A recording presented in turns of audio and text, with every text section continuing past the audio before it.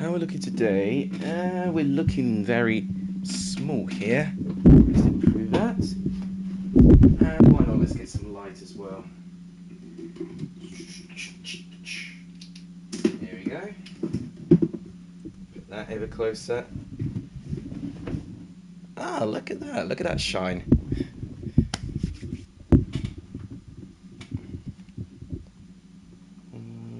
Now.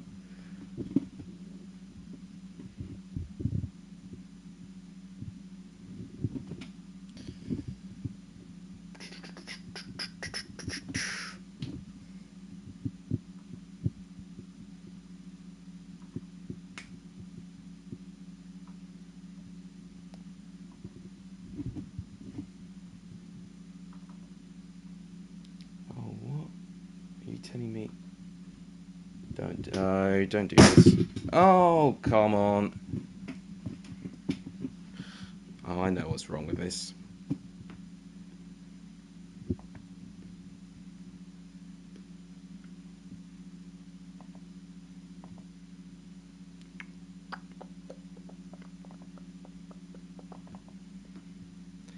That's it.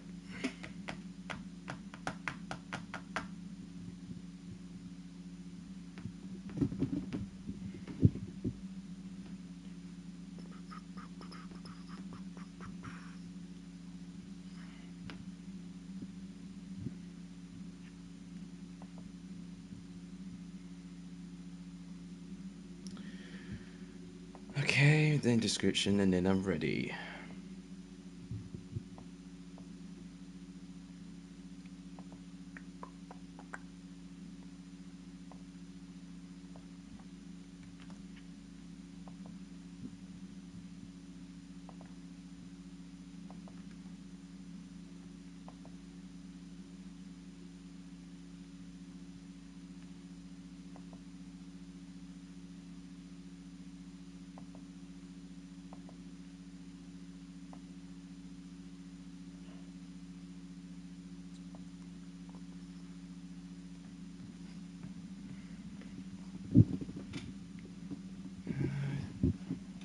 Right.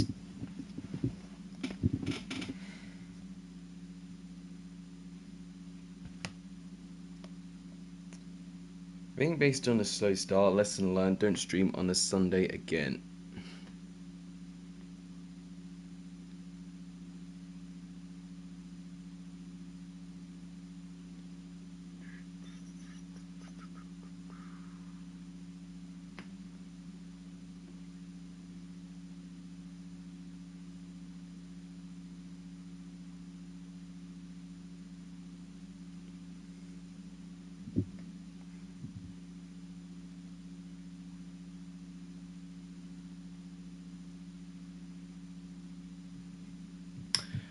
Oh, finally, jeez. How long was it to? How long did that take? 4 minutes. Welcome, Charlie.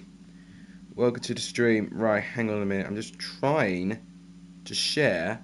For some reason, I've not got a strong signal, so I can't actually share my video at the moment. But what we can do is start streaming the games. It is a big game to start for East Midlands Derby. Derby Forest. Forest needing their first points. Can they do it against a Derby side, which I think they will still be down here, but they picked up a brilliant point against Borough. Let's change it here. Let's go then. Okay, I think people are starting to go now, which is terrific. I'm just trying to find a way to share it. There we go. Let's go Twitter first. Skip all of that rubbish. WJ, welcome to the stream. Ryan Seymour, welcome to the stream as well. Finally, we're getting some people here, which is brilliant. So, to put in context, this is actually going to be the last of these FIFA streams before the first international break, because after this game week, we have the first international break already. I know, it's come so quickly, hasn't it? But a bit of a tactic for me is making sure that I can buy myself time to do some work, some revision, and potentially put some more quality content in terms of videos. Streams do take a lot of my time, but anyway, they are the quickest to prepare as well. Right, okay, a couple of comments, blimey. Day's been good. It's been alright. I didn't like what when I woke up this morning because I got not an awful hangover, but it was a hangover of sorts. I'm still, still got a headache and that, but it's what happens when you go out. What are your thoughts of Birmingham winning 5-0? Well, I've not seen the games yet, and what I'm going to do, I've implied the EFL footage for my score predictions video. I am planning to include it also in my review video in terms of me going through the goals. So it should introduce a new dimension of a review video, which I'm quite excited about, really, to be honest. Could be quite risky. I have been hit with a copyright claim as well using that EFL footage. It's ridiculous because only one clip has been copyrighted and the rest have been okay. It's not the normal camera angle. Yeah, you're right. Hang on a minute, I'll fix that. What's up, Liquan Henry? What's up, Creeper Boy? And what's up, Scarlord? We're getting a load of people here now. Hang on a minute. There we go. Can I just... I don't know if it actually saves, but I really wish it would. Okay. Here's Kasim Richard here. Right, let's go back. Let's catch up with comments. Sheffield United did lose again, yes, and Derby have taken the lead. So, of course, I look at comments, I completely miss a goal. Jason Knight with the opening goal for Derby. Yeah, I mean, Sheffield United had it, hadn't they? Billy Sharp's equalising late in the game, and then Levi Colwill would have to break Sheffield United's hearts. Just Sheffield United are so low in confidence at the moment, and I just don't see any way they can get around it, really. They really, really can't. Yeah, you have got Garner back. Brilliant deal for Forest. Yeah, so it was... that's going to be... Yeah, that should be good for Forest, getting Garner back. Not sure if it's going to help, the positioning, if they find themselves. But it gives you a really good option in that midfield now. Because I think he played his best football under Chris Hughton, so I think a good move for him, personally. Will blue be the colour 6:30 tonight? I hope so. The tactic of me with this stream as well, I don't really feel like watching the first half. When this stream is done, I think the first half will be done by now, and then I'll watch the second half. Honeygun, welcome to the stream, and you're in Greece right now. Whereabouts? Are you in Crete? Are you in Athens? I mean, those are the two places I hear people going to Greece. EFL copyrighted me, Charlie, not Sky. It was actually EFL who copyrighted me for that.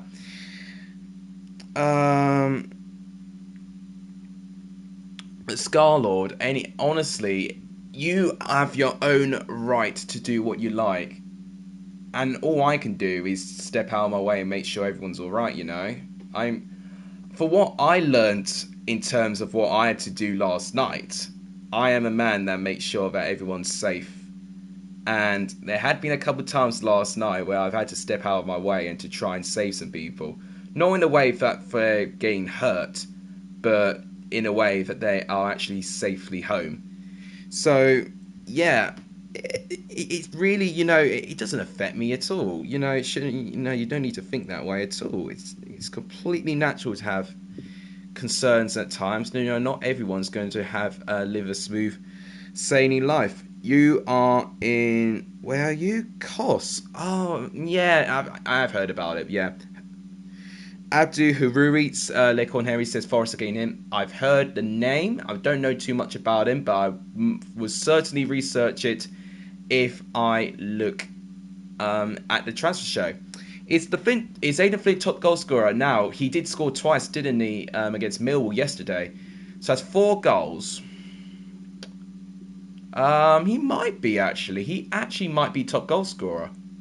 That is crazy if that's the case. I know Solanke, I think, has got 3. Mitrovic now has 3 as well. It's going to be a close competition at the moment. Thoughts on Levi Colwill? What a save by Dave Marshall. Wow. So what do I think of Levi Colwill? I mean, great player. I've seen him at Chelsea, and I'm glad he's been taken, given the opportunity in the Championship, and a clutch way to score the goal as well. A really, really clutch way to get that in the end.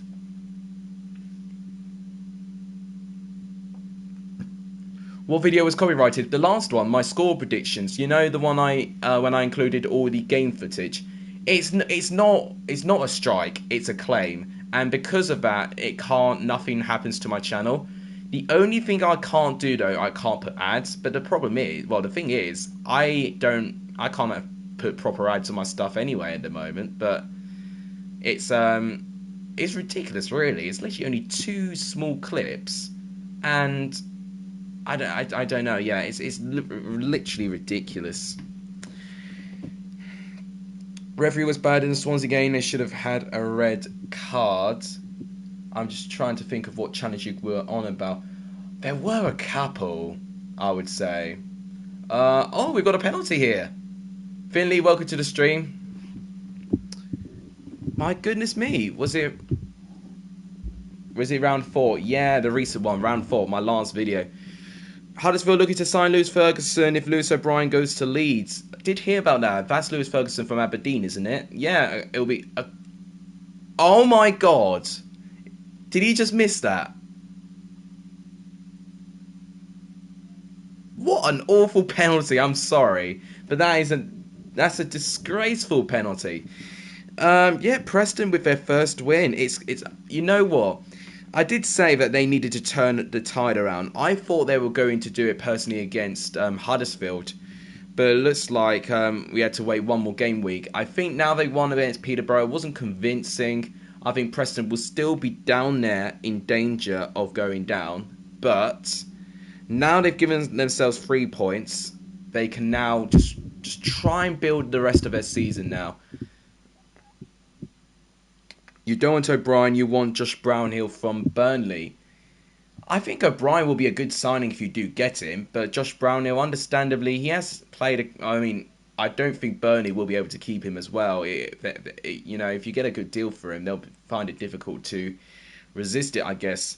You posted your match reaction of Crystal Palace and Brentford. Oh, man, a bit of a shame that the match wasn't the best. You know, Patrick Vieira's Palace side picking up their first point of the season, and Thomas Frank and Brentford now losing their 100% start as well. I guess they found it tougher against Palace than they did against Arsenal, didn't they? Oh, finally my Discord's actually posted my stream.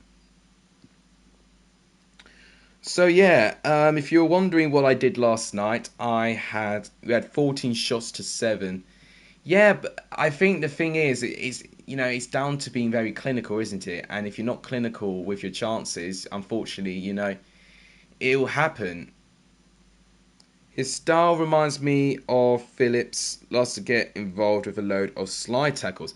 Are you referring to Josh Brownhill? Because if that's the case, then, undoubtedly he will be a good signing. And one thing I remember with Bristol City, he was always someone that really had a good identity, a good drive about them. So getting Brownhill in, I think, will be a good signing.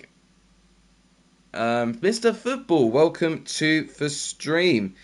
You must be elated with our Huddersfield performance yesterday. An away win against any recently relegated side is difficult. I know it's Sheffield United and they've really struggled so far, but I know people are already saying, they're going to be like Sunderland, they're going to go down. I cannot see them going down, I'm sorry, but maybe they won't even finish top half, That's crazy for me to think about.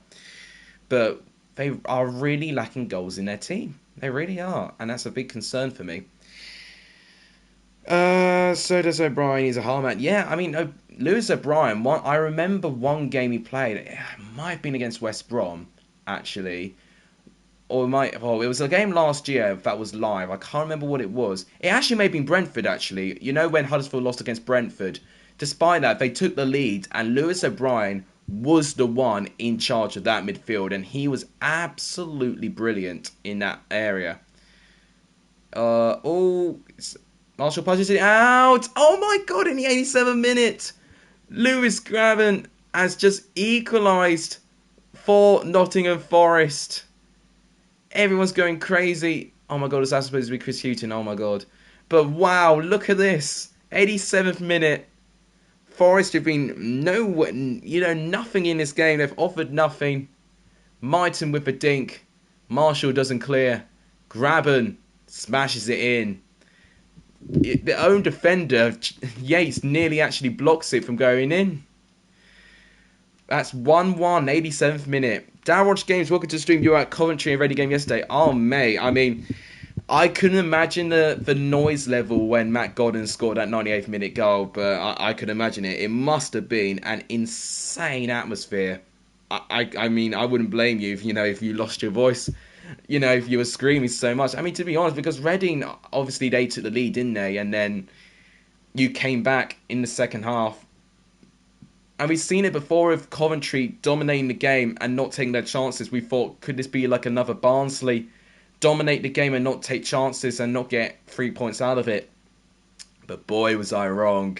Matt Godden with his return from his foot injury. What a time to score a goal again. Did you have the shot you owed us from the COF prediction? Yes, I did. I was supposed to only have one shot because I did arrive late for the party, but I had a double shot glass, so it meant that I can have your shot alongside with the shot of me being late. And it was Bacardi, and I wouldn't recommend you try it when you can drink eventually. Just don't drink Bacardi. It literally is the equivalent of swallowing mouthwash. And if any of you like swallowing mouthwash, and by all means enjoyed vodka and all of that. God, what's the next game? I should have prepared this. I literally have no idea what the next game is. Oh, come on. I shouldn't have done that first. Well, I'm a bit of an idiot because I should have actually done Cardiff and Bristol City first. But I got a bit too overexcited seeing it was the East Midlands derby, so I did that first. But oh well, we'll do that next. Patrick Henry, welcome to the stream. It's good to see quite a fair few of you in this stream. It's brilliant to see a couple of you in the stream already. I tell you what, I think, am I right in saying, is there some Carabao Cup action this weekend as well? I think there's some Carabao Cup action in midweek, if I'm right in saying. I mean, I did look at the fixtures late on, and I think you've got some Carabao Cup games. Then it'll be this round of games, and it'll be an international break, which would be crazy. It means I can potentially just take a step back and just calm down.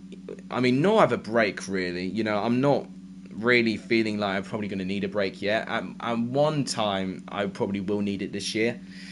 But with the fact I'm riding on this momentum, getting 750 subs now, I want to try and at least get to a really good target before I'm saying, we need to calm down, because this year is going to be tough with my final year of university and that. So got to make sure my priorities are right. And in fact, I do need to make sure I actually sort that out. But I'm here, I'm alive, went to a party last night, shot, and it's in! Bristol City now take the lead. Looks like it's Casey Palmer with the goal. It is Casey Palmer with the goal. It's 1-0 to Bristol City. Could easily be, a goal that they can score as well. Cardiff, whilst they've looked good, they can get exposed if it at times. So a bit of pace injecting to that back line. Right in the corner. 1-0 Bristol City. When you started watching me, I was on 400. God, 400 subs would have been a good, maybe near the start of the year, actually. Probably not directly the start of the year. I think I was still under 300 subs at the start of this year. But I think 400 subs would have been potentially February, March area. So, God, that's crazy. Right, well, we just got the news about Man United's unbeaten record. They've just equalled the longest away unbeaten record to 27 games now. So, yeah, I mean, I'm not going to mind that too much. It's, Arsenal had that record, didn't it? So I'm not going to have any thoughts on it. If they overtook a record that Chelsea set, then I'm going to care. But I couldn't really care. Right, ref for commentary, Reading was awful. A lot of people not liking the referee this weekend, and that's a brilliant goal by Cardiff, and it's Harry Wilson with the goal. What I would say, later on, after I do this stream, I am going to be watching all the highlights, and I will be, of course, recording it, because you guys seem to enjoy me including the game footage when I do these prediction/reaction videos. So I'm going to include the footage in my reaction video, and I think maybe I might not do it in my score predictions unless it would deem absolutely necessary. But if anything, it's actually going to mean that it's going to take less time for me to do it. The problem that I had was pretty much, getting all the footage in, editing it out as well, which was very, very difficult. It was very difficult. In fact, including that footage probably took me an hour longer to do my score predictions than normal, which is why I was a little bit late. Because normally it's at 4 p.m. And it was at 4:45, wasn't it?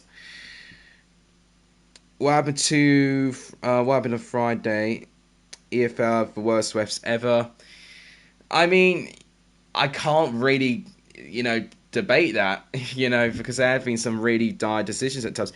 I wouldn't say it's just like they're deliberately bad. I just think it's just inconsistency, I think. And of course, without it having VAR or all that technology, if they get something wrong, they'll get something drastically wrong. And it's the consistency part that really bugs me, to be honest. I can understand if it's difficult, but at the same time, it is the consistency when you don't give a foul for something, but then you give a foul for something lighter the next 2 minutes or so. That's the things that I struggle to compute. That's what I meant to say.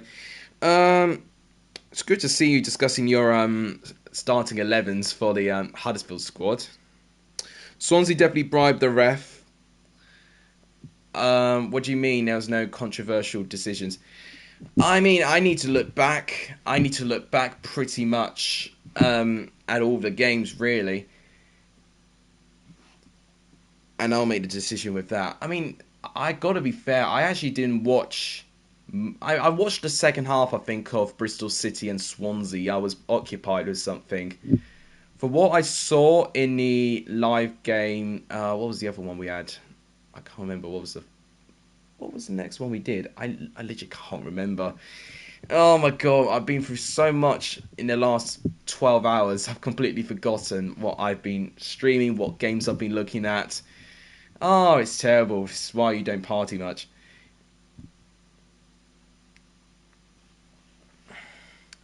Well, no, the thing is, it's tactics, isn't it? You're going to be drawing many fouls if Bristol City are going to be running forward. But if the fouls aren't that bad, you can get away with that. Rhodes is out for 2 months. I guess that's a blow. But to be honest, he's not given too much of an impact. I mean, I could be completely talking about my rear, really. But for what I know, he's not scored a goal yet. He may have assisted a goal or two, but that might not be the worst thing in the world because, of course, you've still got Elisa Karoma. Of course, you've got Fraser Campbell as well. You've got plenty of options up front, so it's fine. Just a reminder, no Piero, no party. Yeah, I think we're going to see that a good couple of times now, because I think Piero's really good potential player. Obviously, that's 2 goals in 2 games now for Joel Piero, isn't it? When Varman was racing through on goal and he gets hat down and the ref gets a free kick the other way. Scrappy. It was scrappy, but it's a goal. And Bristol City did not take their chances. They had the chances. They most definitely did, for what I saw. And because they didn't, that's why they couldn't win. Swansea actually defended well, which has been a problem that they did have under Russell Martin, but now they've got that balance. I wouldn't say it's perfect yet, because there were a couple of times that Bristol City, I think, probably should have taken their chances. There's probably a couple in the top of my mind they probably should have taken better. But, yeah, Bristol City could have easily got something out of it, but it's the chances. If you don't take your chances, then you get punished for it. Hopefully Wells comes back to Huddersfield. He belongs here. All his success career is at Huddersfield. He's a sentimental signing. It's also a good signing. Who could score goals? And it looks like Cardiff have just scored a goal, as I've just said it. I think it's Kiefer Moore with the goal. Yeah, I mean, I don't know where Nike Wells will go. He could also return to QPR, which is a very, attractive club to go to right now based on their success at the moment. I mean, it was a good play. I can't remember who did the pass to Piero. But obviously he had the shot, came off the post, and Piero just anticipated the ball perfectly and got the rebound into the net. So, I mean, for thing, I would call it a bit scrappy, to be honest. It was literally a rebound which could have bounced anywhere. But that is what happened in that game. And it goes to show that I actually think it's going to be a very wide open season this year. But I think the biggest problem is that Bristol City at home just cannot win. I think that's 11 home games now they've not won, which is not great. Blue Terrier says he'll get Hal Robson Carnu. That would be an alright signing. You know, he's someone, you know, he's not the youngest anymore. Not really going to be featured in West Brom at all now. So, yeah, good signing if you could pull it off. He'll be good for experience. Oh, I was hoping if I was going to do this stream today, I was going to be full of energy. But I'm going to be completely low in energy. I don't know why I wanted to stream today. There's literally the wrong time for me to stream. I'm not going to be anywhere near as energetic as I have been.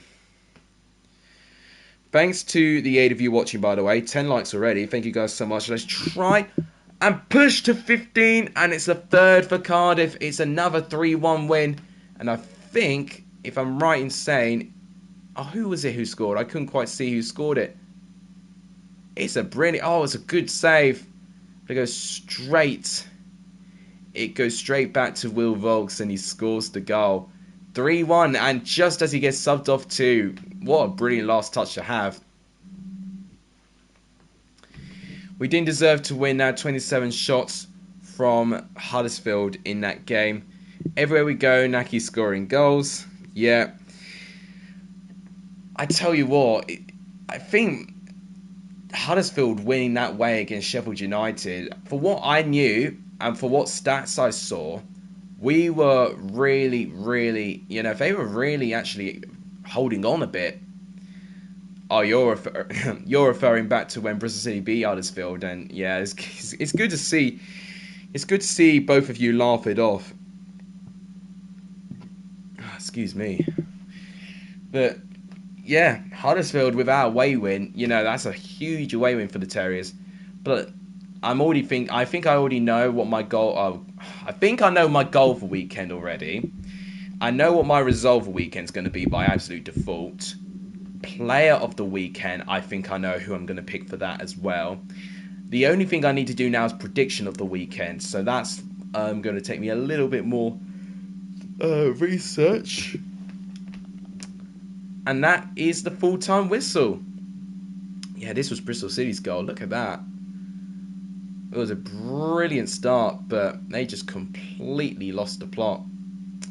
It was 3-1 to Cardiff. 7-side derby. Okay. I don't even know what's next. I don't even know what's the next letter in the alphabet. It is Barnsley and Birmingham, the two Bs. There they are. Ooh, yeah, that's going to be an interesting tie there. Interesting game. Need to stop kicking the mic though. That's annoying. It's good to see Mr. Football chanting Johnny Hogg. Got to be a Sheffield United player for scoring. I mean, I won't give anything away. It's good for Sheffield United to get a goal. All the records have been broken in this weekend. The only record that actually has not been broken is that Forest are still pointless. So that's the only record we're still waiting for to be fulfilled. Preston have ended their duck. Sheffield United have ended their gold duck. You know, we've had quite a few records. Right, got to get off my phone. Right, it's literally 1 minute till Chelsea kick off against Arsenal. This is going to be a good way for me to be distracted of what's going on. I have seen the squads, and I do know Ben White's not here for Arsenal. I have heard it's COVID, and I won't make any conspiracies then. But if it is COVID, then, you know, I hope he recovers. But I think we've got Mari and Cedric in. Oh no, it was Mari, Holding, Cedric, and Tierney as a back four, which is interesting to say the least. Right, Barca got a free kick in a good position. We're going for a back five, which is not surprising. It's interesting to see Reece James back in the squad, to be honest. Free kick. Oh, just over the goal. Yep, so it's just kicked off. Arsenal, Chelsea have just kicked off. I'll keep my eye on that game in terms of the score. I won't be watching it. I don't know if I can bear it. But if we win that game, it puts Chelsea in a brilliant start to the season. It really does, actually. I think because we've got Liverpool next, we need to approach that game with a newfound confidence with 6 points out of 6. We need to match Liverpool's points. And Birmingham have just continued where they left off against Luton and have managed to get another goal. And who else? It's Scott Hogan. He scored 2 last weekend. And he has done it again now. What a really good goal. Let's see this again. Good play in the midfield. Wow. Brilliant strike by Scott Hogan. Honestly, channeling, what he was back in his Villa days, Scott Hogan. Stamford Bridge, the Etihad, Liverpool away. Now we're going to Luton Town. Yeah. Late May 2017, Schindler scored a goal. Yeah, it was a really, really, really big goal. It was a big goal for your club, and I'm happy for you in that moment. I was not, but I was very happy for you guys. Thanks, everyone, for watching. Thanks for the 10 likes, by the way. If you have not liked the stream yet, please do so. It does help. And if you've not hit that subscribe button in the right-hand side, please do so. It does really, really help. Got to turn it from red to grey. Because now we're on the road to 800 subscribers. That's right, 800 subscribers. That is where we are going to next. And Birmingham, what is going on with them? They've now taken a 2-goal lead against Barnsley. And it's Lukas Jukovic now with the goal. Scoring a very un-Jukovic-like goal. Let's see this here. It's Hogan. Perfect through ball. And a perfectly timed shot by Jukovic. What a brilliant goal. 2-0 Birmingham 24 minutes in.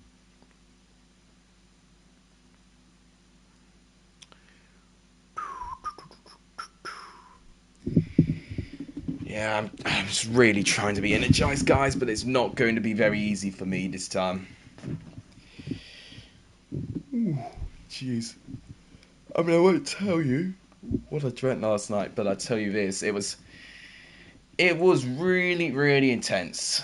Just mentally, physically, it was very intense. That's all I can disclose. I won't go into too many details there, just for sake of some people's privacy, etc. But it was quite an intense night. But you do remember I celebrated on behalf of each of you getting me to 750 subscribers. So thank you guys for that. And surprise, surprise, I turned out to be the most sober one there. Don't know how, because I don't even want to repeat what I had in terms of my alcohol consumption that night. Right, so Barnsley find themselves 2-0 down. They've got to try and do exactly what they did against QPR and get 2 quick goals.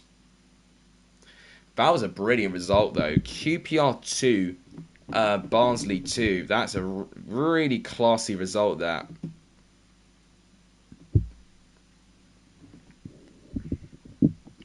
I'm so trying not to get distracted by the Chelsea game. It's really going to be difficult to do it. Oh God, are we actually wearing is that actually our home kit? Or are we wearing our away kit? What do you call it? The checkered effect, the white, yellow and blue checkers. Is that our actual, that's not our home kit. That's not our home kit at all. That must be our 3rd kit, and I don't know if I like it personally. Right, good defending again from Birmingham. And it looks like it's going to go into half-time. 2-0 to Birmingham. I think it will. And just like that, a half-time whistle. And I can't even tell you how important it is for Chelsea to win as well. Man United already dropping down the table based on their draw against Southampton today. This is the time for Chelsea to capitalise. Use our consistency. Use our confidence. Already form a gap from Man United. Try and get a result against Liverpool. And then, going into the international break, we'll be absolutely golden. We will.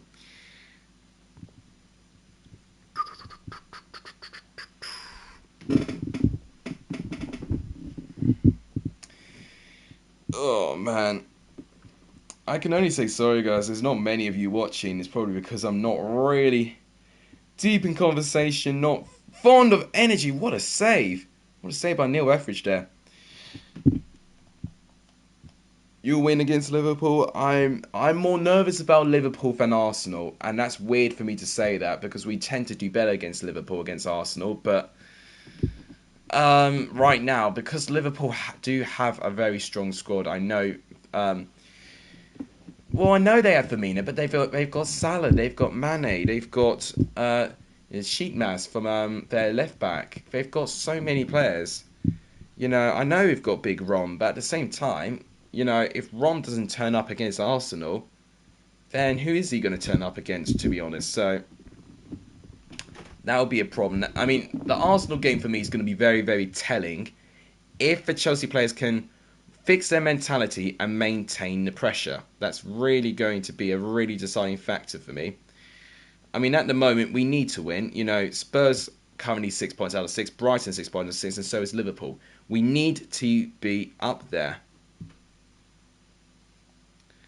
How am I doing at the moment? I'm just going to see the stats. For what I know, Arsenal are trying to play out a bit more compared to what they did against. Well, the thing is, for what I know, Arsenal might have a lot of the ball. We've had more of the ball, but Arsenal ultimately try to create a little bit more in terms of chances at the moment, but there's nothing scary at all. So that's what I'm seeing at the moment. God, if Arsenal draw, if they only go up to 14th. If they lose, they'll be right down there near the foot of the table. So what was the result between Brighton and Watford? Was it 2-0 Brighton? It must have been. No, yeah, Brighton won. Here's Morris. Mistake from Birmingham. It could be 2-1. It's another incredible save by Neil Etheridge. He has done unbelievably in goal. That should have been 2-1. It's an unbelievable save. I mean, that's the only way I could put it. It looks like Birmingham really want to keep that clean sheet, and they're going to do so right now. Oh my god.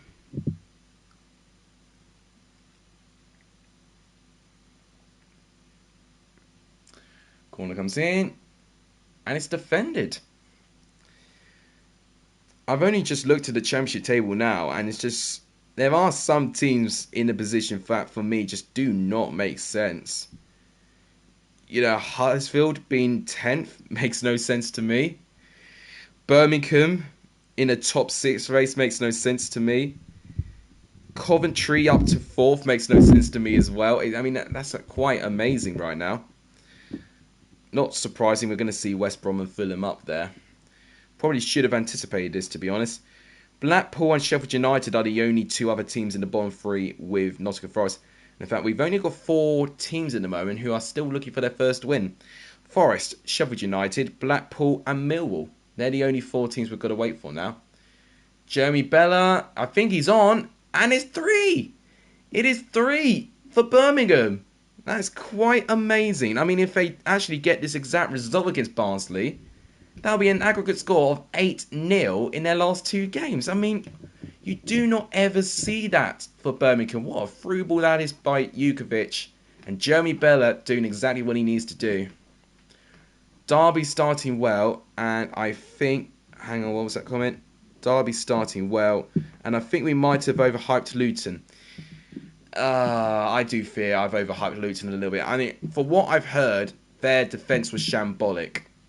I can't remember what their back line was, but I think what it sounded like to me, I think they almost took for granted in terms of Birmingham's squad. But the thing is, I think whilst Luton really tried going out, it was really the worst thing that could have happened with Luton for the fact that Birmingham scored so quickly. Because of that, you know, they were going to have to really try and open their defence just to try and get people forward. I put Luton 7th, says Honeygun. I put them in 9th, I think. So that's not... Right now, I mean, where are Luton in the table now? I want to know. Where are Luton in the table? They are down in 11th. You know what? To be fair, that's not too bad compared to what I've predicted. But quite amazingly, due to that 5-0 defeat, they now have a -2 goal difference. Quite astounding, that. I mean, I'm just thinking of the goals. So they've conceded 5 and they conceded 3 against West Brom. And I'm pretty sure they've conceded more than that as well. So those 8 goals have been they've only conceded goals in 2 of their games. So they've done well in their 2 other ones, but it's consistency, isn't it? Arsenal started well. I mean, I'm not going to try and take that away. You know, Arsenal always big up their performances against Chelsea. I don't even think it's Chelsea being bad. I just think Arsenal have a no-lose attitude when they play against us. It's really sad, to be honest. I have to try and pick a game to actually perform their best. But, you know, good on them. We'll be charitable, give them a couple of points to save their relegation battle. Okay, let's do Fulham Stoke. There we go. Hang on, more comments here. Craig Vincent, I think we'll beat Peterborough. Alex Murr, what a goal. Yeah, Alex Murr with a brilliant goal. That is in contention for goal of the weekend, but at the moment, I'm tipping another goal to be goal of the weekend. And I think a lot of people are really, talking about this goal. And it's scored by one of these 2 teams, actually. We're staying up. It's just added 2 years ago. We're challenging top 6. Yeah, you are on... I think, you're a Preston fan, aren't you, Nicholas? So you're referring to Preston with their first win. Yeah, it's a shame. I mean, it's going to be a slow process with Preston, to be honest with you. Matt, welcome to the stream, and cheers, man. I do terrifically appreciate it. I decided to celebrate last night based on that, based on everyone that's been watching my stuff, and I would have celebrated on everyone's behalf. Preston with their first win, Coventry getting their 98th minute winner. There was a lot of motivation in my mind to have fun last night. So yeah, only just recovered now. So it's why I'm streaming now. And another reason, Chelsea fan here, but I'm not really excited with the game. And I'm hearing Arsenal started well against Chelsea too. So in a way, it's going to calm my nerves, changing and diverting my mind away from the Chelsea game and just going through the last batch of games before the first international break. It's going to give me a couple of times off as well. But yeah, I saw your reaction as well to the last-minute winner from Matt Godden. Foot injury he's had, returns to the squad and pulls out of the bag. And he scored a couple of last-minute goals before.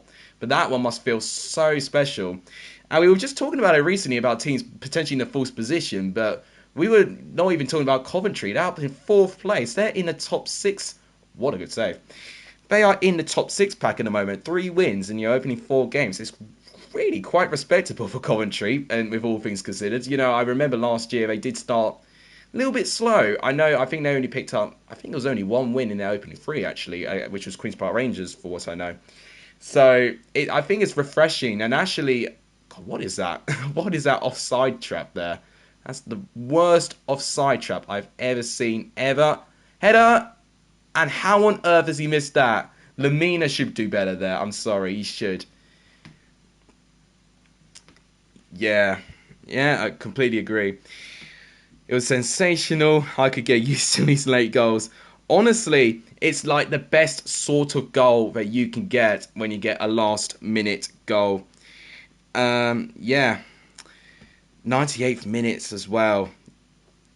I think it feels sweet as well for the fact you were 1-0 down too. Completed a comeback too. I've been told by Charlie we've scored. I've not heard anyone in the house celebrating, which is bizarre. Maybe no one's watching the game because they're too nervous. But it has just come on my phone. It is 1-0. Oh my gosh. Who scored? You know why we're winning? It's because I'm not watching it. If it is Lukaku, then I am so excited. It is Lukaku as well. Okay, well, I'll tell you this. What we've seen already was something that we were hoping to see from the likes of Timo Werner. Oh my gosh. Right, well, I'm not going to get too overexcited. I might even watch the second half in this game. But Wow, that's brilliant. That's brilliant at the moment. I think I just shouldn't watch Chelsea games in general. The one time I stream a Premier League watch along, it's when Chelsea lose to Aston Villa. So maybe I should just stop watching my games than usual because I've got this superstition. I think I'm just a jinx whenever I watch them, and same would go if I ever watched them at Stamford Bridge. But yeah, but also it's always the gamble of going to a game and seeing a last minute winner. Like what Matt saw with Coventry yesterday.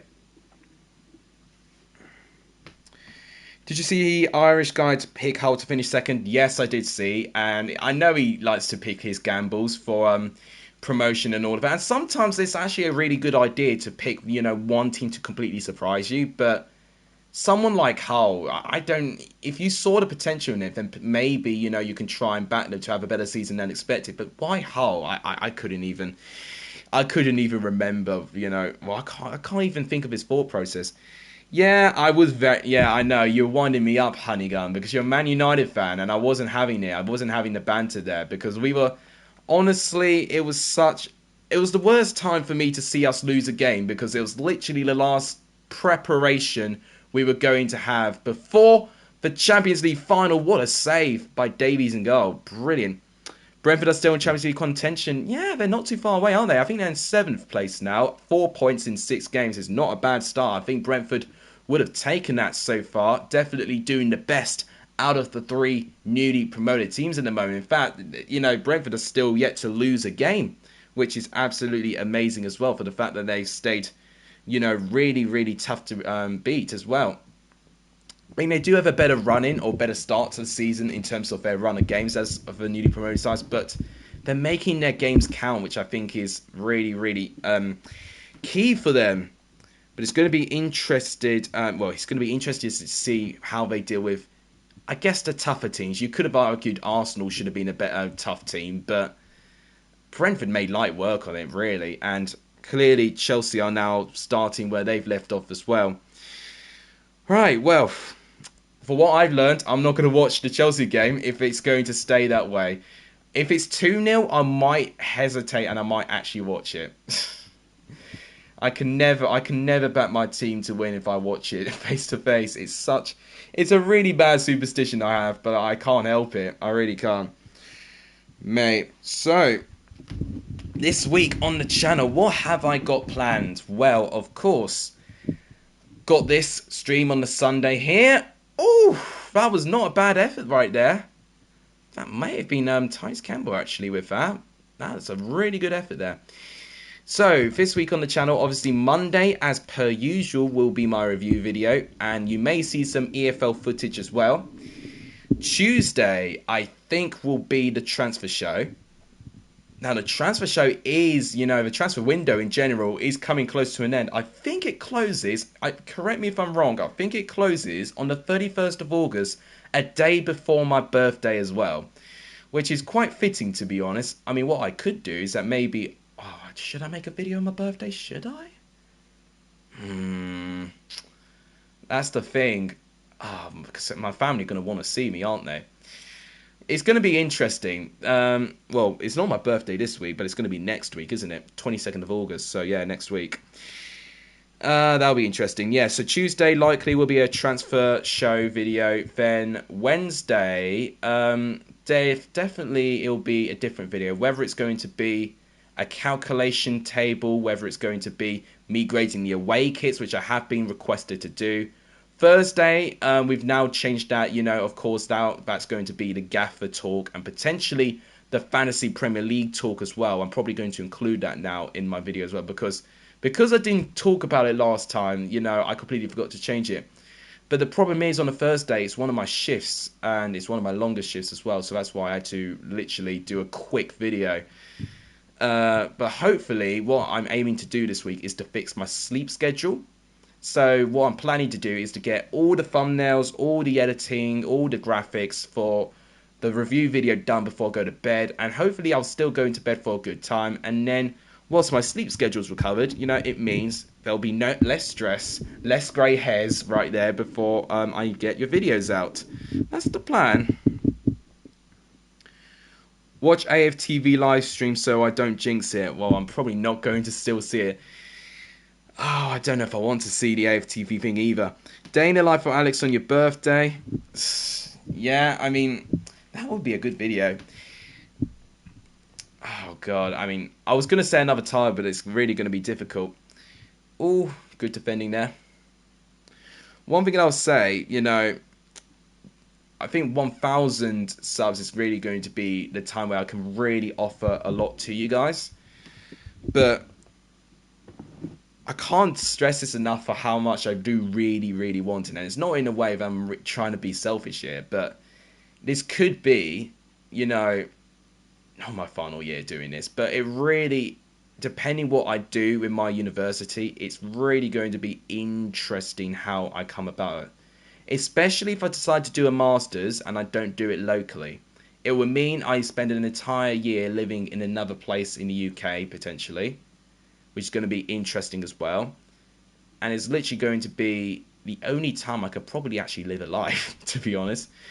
You're still salty you got dumped out in the cup to Forest Green. I mean, heck, we saw Forest Green yesterday beat Crawley by 6-3. Maybe they're a team not to be messed with this season. I think they've won all their games as well, 4 games out of 4.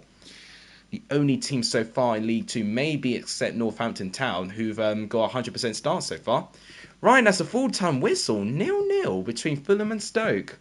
That's quite a result for Stoke. And in fact, that actually might make sense. That might be probably one of the biggest games, Fulham-Stoke. It'll be first versus third. Right, next. I can't alphabet right now. What is next? I think it's Huddersfield. Huddersfield is next. So Huddersfield, they're at home, and they're home to Reading. Oh my gosh, if Huddersfield can win this, that will put them on 10 points. It will put them on 10 points if Huddersfield win this in 5 games. That'll be quite amazing. I won't lie. It will be quite amazing to see Huddersfield in that position here. Because honestly, I don't see how Reading are going to fare any better, especially with all the injuries that they've got at the moment. Jow will be out likely till January. If John Swift gets injured, then I don't even know who they're going to have as their playmaker. It's going to be a long, hard season for Reading. And I did predict them down in 15th, but maybe I should have even predicted them even to finish lower, to be honest. I knew their squad was thin, but is anyone watching this on RTV and the game at the same time? I mean, if you can listen to 3 things at once, then fair play to you, Nicholas Bauer. I think that's probably why not many people are here anyway. We had an appearance from Matt, of course, and a couple of other people as well. But I think everyone's just gone, oh, Arsenal, Chelsea, we're going to have to watch this. But me being the Chelsea fan, I decided not to watch it because I just have that superstition that I'm just a jinx every time I watch Chelsea play. So I'll decide not to watch it, but it's really nice to see Lukaku score. Big chance for Chelsea missed. Oh, that's what I don't want to hear, Nicholas. Lukaku apparently missing a chance, I think. Oh, I can't moan at him. He's already got a goal. But right now, what we need is a second goal. If we can score again and be 2 goals up, I think we'll be in a good position. You've got Lukaku on your bench. I probably would have included Lukaku if I remembered to change my fantasy team. But silly old me forgot to do it. Oh, Mount missed the chance. Oh, God. Oh, Mount. Come on, man. What are you doing to me? Mount, you should be taking these chances. What was the chance that Mount had? Must have been from a set piece or something from what I'm hearing. From what I'm hearing, we're having a load of corners and set pieces. So, okay, so right now, apparently we've had 5 shots and Arsenal have had 1. We've had way more touches, way more passes. They've tackled more, but that's because they've had to defend. We've done more clearances, so that's probably how we've defended. We've done clearances, which in a way, it reduces the chances of us making any silly mistakes at the back, which actually I would rather we have. They've had offsides as well. Yeah, I mean, overall, at the moment, it's looking quite promising, but I don't want to jinx it. But looking at stats in the moment, I'm very quietly encouraged. very quietly encouraged. That would be the terminology that I use. I won't be confident. I can never be confident, unfortunately. But we scored quicker against Arsenal than we did against Palace. What we need to do now is to find this ruthlessness, get this confidence, and actually finish them off. That's what we need. Because there's been plenty of times we've scored first against Arsenal, and then they find a way to get back at us. We need to be ruthless and finish them off. If we could do that, get the second goal, then I think we'll be fine. Because I don't see a lot in that squad. The stream is pre-recorded, Alex. Is at the stadium as we speak. Oh, who knows? Who knows? I'll be fledgling in my full Chelsea kit. Oh, mate. That would have been such a birthday present, by the way, if that was the case. I should have probably bought that for myself for my birthday. That actually would have been a really good birthday present to myself. Here's Lucas João, and that's exactly what Reading are going to be missing when he's out. Oh my gosh, Reggie Keogh, look at you. Thanks everyone for liking the stream. 14 likes is pretty respectable. If we can get to 20 potentially at this stream, that'll be brilliant. If you've not hit that red subscribe button, please do so. It does really help the channel. Oh, a header, wow! I thought that might have crossed the line, but no, it's a goal line clearance. And we've seen Huddersfield do a couple of those already this season. Best chance Arsenal had was 10 minutes ago when Saka cut outside. Okay. Yeah, Saka will be dangerous because of his pace. You would hope that...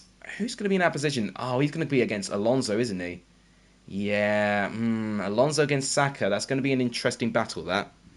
We've got a tough game Wednesday in the Cup against Arsenal. You're a West Brom fan, aren't you? Yeah, West Brom have got Arsenal, haven't they, in the Cup? At the Hawthorns, if I'm right. But right now, I think, for the fact that Arsenal have lost recently against Brentford, and I would say with that squad, it could definitely compete with Brentford's team. Maybe Arsenal might not be the worst team to play up against. I know they're probably the best ranked team in that stage, but if you beat Arsenal, then it should give you a good stepping stone for the rest of the competition. I think when you press Arsenal, they just don't have that same flow. Arsenal will try and get more of the ball, but if you press them, then you most definitely will be the better out of it. It depends if Ishmael rotates. If Ishmael rotates and he bears in mind of the game on Saturday against Peterborough, then, potentially West Brom might struggle. But get your strongest team out and Arsenal may rotate, then you actually may have a chance. Got a tough game versus Crewe and then a nightmare match against Burnley. Oh, Burnley, yeah. Well, Burnley will be desperate because they've not picked up a point so far. If you beat Burnley, that will be an ideal victory because not only does it put you on 4 points, it puts you 3 points ahead of your relegation rival, and that is the opening goal. It's gone to Huddersfield Town. I think that is Dwayne Holmes, if I'm right in saying. I can't really tell because FIFA cannot model their faces, but I think that's Dwayne Holmes. It's a brilliant goal. Let's see this again. Good play right there. Poor defending, but a brilliant strike. It is Dwayne Holmes with a goal. 58th minute.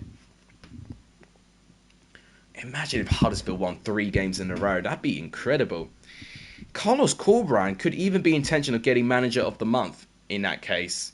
I know it's in that same period losing 5-1 to Fulham, but you've got to put in perspective on the other games too.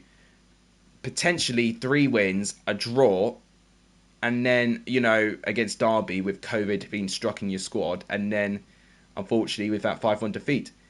Ain't Arsenal... hang on, I can't read that comment. Arsenal rivals since they finished 8th, and that's where they want to be pushing. Yeah, so Arsenal should be your rivals. Arsenal should be the team that Leeds should be going for right now. Where are Leeds on the table following your draw? I don't know if you're still in the bottom 3 or not. So you're now 15th with that point because Wolves, Burnley, currently Arsenal, Newcastle and Norwich are the only 5 teams without a single point. Ings scored a stunner. I probably should... Well, I probably would have watched it back if I didn't have that party, but yeah, definitely whilst I'll be watching the EFL games, I'll also be watching all the goals as well, especially if Chelsea do well as well, so that will definitely be a good bit of enjoyable content there. So yeah, blimey, a point for Leeds pushes them up to 15th, and then their predicament doesn't look so bad now, but then if Arsenal equalise, then Arsenal go ahead of Leeds. Jack, welcome to the stream. How have you recovered from Birmingham scoring 5 yesterday? I mean, I honestly thought I was in a dream seeing Birmingham score 5, and you should have seen what FIFA predicted in their game against Barnsley. It was another high-scoring game.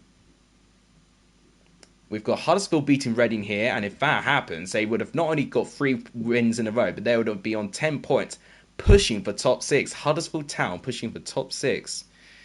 I mean, I think Huddersfield, they could always have a kryptonite in terms of their defence. Lewis Hobill, welcome to the stream. I think even... Okay, what's the comment? I think even though Blackpool have had a slow start, I still don't think they'll get relegated. I think Blackpool, based on what I saw against Bournemouth yesterday, they've clearly got it in them to compete in this league. They've had a slow start, but give them some winnable games in a good, couple of games or so. If they win a couple of those, then I think Blackpool will be okay. You only need to be in a pretty good run of form, to survive in the Championship for me. I think Blackpool have got it within them. If you are new to the stream, Lewis Hobill, everyone do give Lewis a warm welcome to the stream. We always make sure we welcome all of our new viewers to the stream. God, it's just 5-0 it was. 5-0 Birmingham. Werner's pace, Romulu's finishing is given a heart by Charlie. And that's exactly why we need Werner. That fan who was very, very dismissive to Werner in the open day training really did grind my gears. I was tempted to tweet about it, but at this point everyone was going at him, and I was not going to get my opinion heard anyway. But that was really a big problem. We have those plastic fans who have ridiculously high expectations on players, and because he's and can I just say, he's had over double figures in goal contributions last year, so I wouldn't even count that as a bad season for Werner. Expectation is a really dangerous thing, and if your expectation is not filled, you could be left disappointed. And the problem with that is, it's just it's ridiculous. That's why I don't try and preserve expectation, really. Because unfortunately, likely you'll be disappointed. You would hope for the best, for your club, but just sometimes it doesn't happen like that. So yeah, that's all I'd say about that incident. It really did grind my gears. I honestly can't even listen to the video without getting pissed off about it. So, yeah, everyone made their voices heard there, and I was glad in a way that they stood up for him, because it's a really important time for the club. We're now going a bit of an exile without a Premier League, and I think the best way for it now is to build this strong relationship with the fans, the players, and the manager. And I think if we build up that relationship, we could be up there. I won't preempt anything, but that, I think, is what we need to do. We need to get the fundamentals, and that's what we need. Ryan Seymour, welcome back to the stream. I think what I'm noticing is that a lot of you are just watching between AFTV, my stream, Mark Golbage's stream, and, of course, Arsenal-Chelsea. Which is fine, it's what happens when I stream at this time. One reason why I've actually streamed at this time is because I don't even really want to watch part of the match, to be honest. Oh god, there's a goal. Please tell me it's not an equalising goal. If it's an equalising goal, I'm not going to be feeling too good. Oh, please let it be 2-0. If it's 2-0, then I can calm down a bit, and I actually might be able to watch the second half. Charlie's saying it's 2-0. I just received a yellow card from Pablo Mari. Is that a penalty? Maybe it was a penalty if Pablo Mari's got a yellow card. Or it could be a free kick, which was scored potentially by Mount or Alonso. It's now just popped up 2-0, but I can't see the goal scorer. Oh my gosh. So we're actually beating Arsenal. We're actually beating Arsenal. I cannot believe this. We're actually beating Arsenal. The thing is, I think Chelsea fans are going to get really excited from this, and that's why I don't want to get too carried away. I think we just need to... Oh, that's a brilliant goal by Bournemouth. I think we just need to calm down. It is Reece James with the goal. Wow, a goal and an assist for Reece James. If anyone's got an FPL, you'll be getting him so many points right now. I unfortunately don't have Reece James in my team. Based on the unpredictability of Thomas Tuchel's squad, which I think is part of the problem. But wow, Mason Mount with the assist. So it looks like Mason Mount, obviously missing that chance, of course, but he's actually made up for it, assisting Reece James, and it looks like it's not going to be disallowed with VAR either. The fact that the goal came within 1 minute from that yellow card, maybe it was a free kick by Mount and Reece James tucked it in, maybe? That's probably what the goal was. I've been told Lukunga tried to shoot, but it wasn't a great shot. Sonny Lloyd, Arsenal were awful, especially against us. It was good for you to put that comment in. Yeah, I can agree, but we never beat Arsenal, which is why I don't want to get too overly excited for the fact we're 2-0 up, you know. I do feel more comfortable now being 2-0 up rather than 1-0 up, so that's good in the sense. If we can stick 2 goals up or even 3-0 up before we get to half time, that'd be brilliant at this stage. Sheffield United really need a win. I mean, yes, of course they do. With their hefty expectations, their year one parachute payments too, you know, Sheffield United are not going to have a bigger opportunity than now to get back up. They've got a good enough manager as well. I just think their confidence has been shot. What they need, what Sheffield United need, right? And I think, unfortunately, are they already out in the Carabao Cup as well? Did they lose? Were they the ones who lost to Plymouth in the Carabao Cup? I think they are already out of the Carabao Cup. So yeah, their confidence is really, really low right now. But if that's the case, what Sheffield United need to do, they need to use this time to capitalise on their extra fitness, because most of their Championship clubs are actually going to play in the Carabao Cup, good defending from that corner. Who are they playing? They're playing Luton. Are Luton in the Carabao Cup? I think they are. Oh, no, they got locked out, didn't they? So they won't get that advantage now. No, Luton were locked out by... Oh, I can't remember who it was. It may have been Scunthorpe. It may have been Scunthorpe they were knocked out by. I remember Luton getting knocked out by a lower league team. It was like a Tranmere or a Scunthorpe. It was one of those teams. Right, so 1-0 Bournemouth going into half-time. If this happens to Hull, then Hull will just be tumbling down the table. We have Derby in the Carabao Cup on Tuesday. So yeah, you got Sheffield... Hang on. Wait, Sheffield United may be in it then. Hang on a minute. Let me see the Carabao Cup games again. So Wednesday's games are Newcastle, Burnley, Newport, Southampton, West Brom, Arsenal. Derby... I can't find Derby. Where are they? Oh, they'll be in the EFL North. Yeah, oh no, they are in it. Oh, yeah, of course they are. Who did I must have confused Plymouth. Plymouth knocked out someone really good, but I can't remember who. Sheffield, no, you're right. They won, I think it was 2-1 against someone. I've forgotten who they won it against. You wouldn't want to rely on me and my memory right now, based on what's happened in the last 24 hours. It was Carlisle, wasn't it? It was Carlisle. Oh, yeah, that's right. It was Peterborough that Plymouth played. No, you're right. Yeah, I remember it I remember it now because I was talking about it in my predictions video. Yeah, you're right. I've only just realised Morecambe don't need to travel very far in their next Carabao Cup game. It's Preston. Very local derby. Been watching the highlights. Should have been more than 5. Yeah, it is really quite shocking. I mean, I think I've seen a couple of the goals, but I will see the full highlights very, very soon after this stream, potentially. Because that's how I'll start making a review video, because you are going to see the goals. You're going to see the goals in my review video tomorrow. And yes, it's going to be a very interesting dynamic as always. God, what a start by Chelsea. I'm really not used to Chelsea beating Arsenal in this stage. Thanks for everyone tuning into the stream. We're 15 likes. Let's try and push to 20 likes if we can. If we can try and get to 20 likes would be terribly appreciated. And please share this channel and please subscribe if you've not done so. It does really help. Havertz nearly made it 3. AFTV's losing it. Well, I'm not surprised. I mean, it's not got DT in it. Penalty maybe? Oh, don't tell me. If it's a penalty, then AFTV will actually moan, and Arsenal fans will just moan. Because it's what I don't like about Arsenal, it's their excuses, and they'll use it as an excuse. But honestly, for what I've heard, they've not been good enough. But I don't really. Oh, it's clumsy by James. Oh no, a penalty to Arsenal. Oh, don't tell me. Oh, this is not what we need at this point.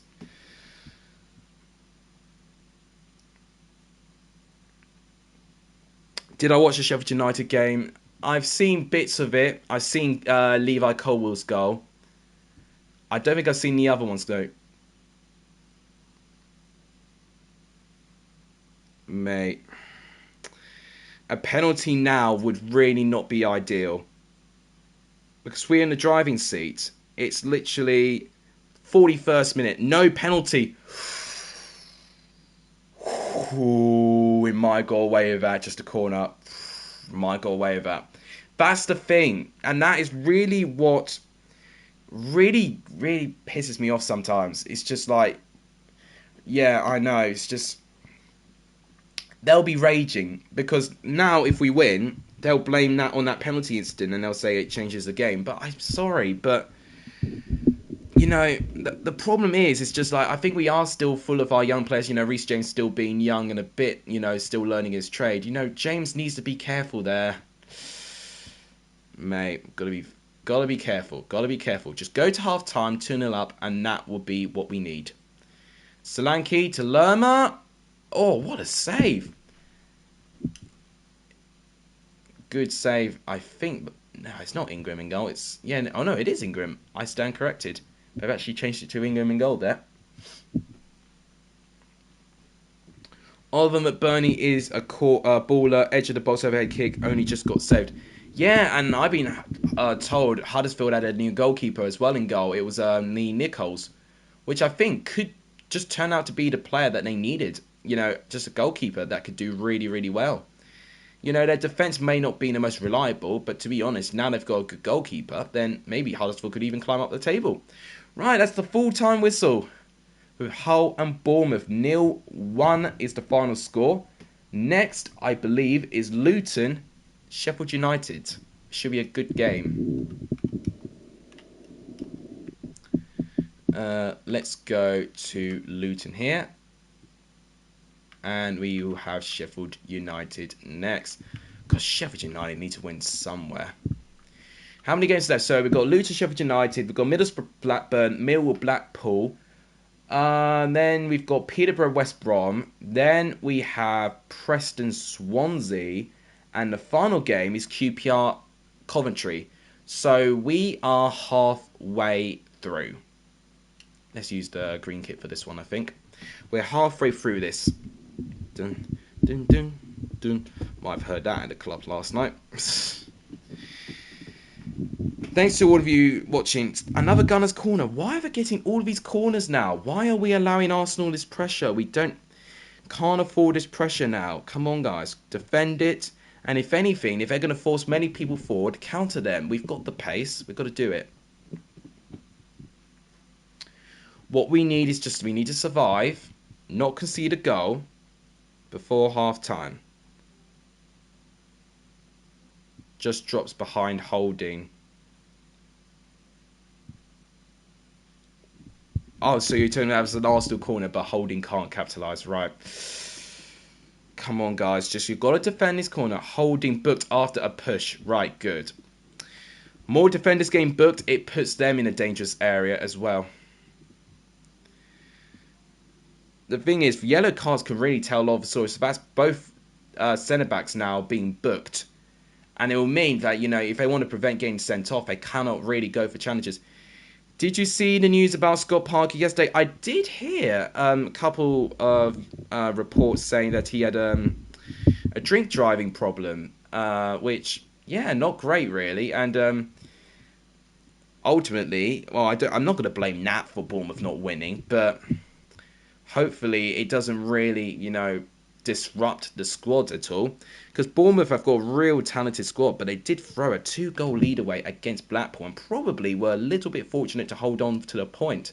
So it'll be interesting when I cover that game. 2 added minutes. Bit weird to have 2 added minutes in the first half. Maybe that's down to time wasting, maybe. Huddersfield keeper got a lot of slate from the United fans. Well, it's probably because he made plenty of saves. For what I saw, he made many saves, and Sheffield United had many shots on target. So that is why they're going to do that. Is it another Arsenal corner? Are you kidding me? Can we just stop Arsenal with this pressure?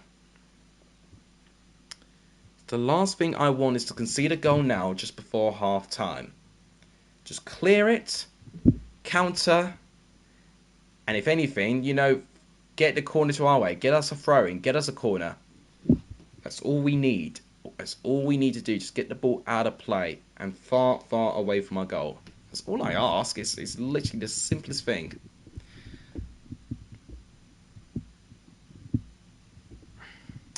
The Premier League called it a bad foul. If it was literally a push, if you're calling a push a bad foul, then I think that's a bit over eccentric. Right. At the moment, I'm not hearing anything so far. I think I don't know. Just shut up, Alex. Do not jinx anything. Just wait. Got to be patient. Offside, so Chelsea take control. Right, brilliant. In Panzu, brilliant defending by Basham there. That's what I wanted to hear. Brilliant. Oh, mate, I tell you what. I think what I should have done, I should have consumed a bit more water because I am getting a really bad headache now. I am going to blame it on a hangover. Normally it takes me a day to shrug it off a little bit. Holding did do a bad foul with his foot before, but it wasn't too bad. Well, last thing I want now is for players to start getting injured. I think another thing that's going to determine if Chelsea can challenge is down to our, fitness, but also just our squad as well. Half-time, Chelsea 2, Arsenal 0. Now, that is a beautiful sight that I would have dreamt of seeing. Now what we need is just to hold it, manage the game well. That's all we need. Forza Rodrigo made a sign to Fulham. Exciting signing. We've seen some of these signings from Flamengo, but, really taking the English leagues by storm. We saw what Richarlison did when he joined from that league as well. I think, he started off with Watford, didn't he? Obviously, Championship, but right now, I think with their attacking options, Fulham's squad's ridiculous. The fact they're going to work alongside Mitrovic, John Michael Seri, Neeskens Cabano. I mean, Seri was a player who was linked with Barcelona, who was linked with Arsenal, and I think just a couple of poor decisions in his, career choice, especially like starting to play for Fulham, all these years ago, I think really halted the potential and momentum of his career. He's been out on loan, I think, to Turkey since. And I do feel bad for the guy because I really think he promised a lot more. But it happens. Sometimes, you would wish that you had an agent and you wish you had, the right thought process to improve your career. Whether Seri joined Fulham for money, I mean, it would have been unlikely for Fulham not being one of the richest clubs at the moment. But I think he really has flushed away his potential, really. He's world class on the ball, but I really think he could have even done so much more. So much more. World class for the Championship, that's all I'd say. Right, a couple more comments. Grant Santos, welcome to the stream. He says, what games are left? So, the games that I've not done yet is this game, Luton, Sheffield United. But I've also got Middlesbrough, Blackburn, Millwall, Blackpool, Peterborough, West Brom, Preston, Swansea, QPR, Coventry. And those are the games I've got left. Serious, he says world class. Won't be at Fulham come the end of the window. Likely not. If he continues and he assists, Mitrovic, in that same way, he did last game, he will get another team interested. He will be a player full of demand. People will know what he's about. There's no other English game on except Arsenal, Chelsea, Bayern are playing in the Bundesliga. Yeah, that's right. Yeah. In fact, who are Bayern playing? Is it SC Köln? I think that's who they're playing. Yeah, SC Cologne. Or I think it's Köln. That's how you say it.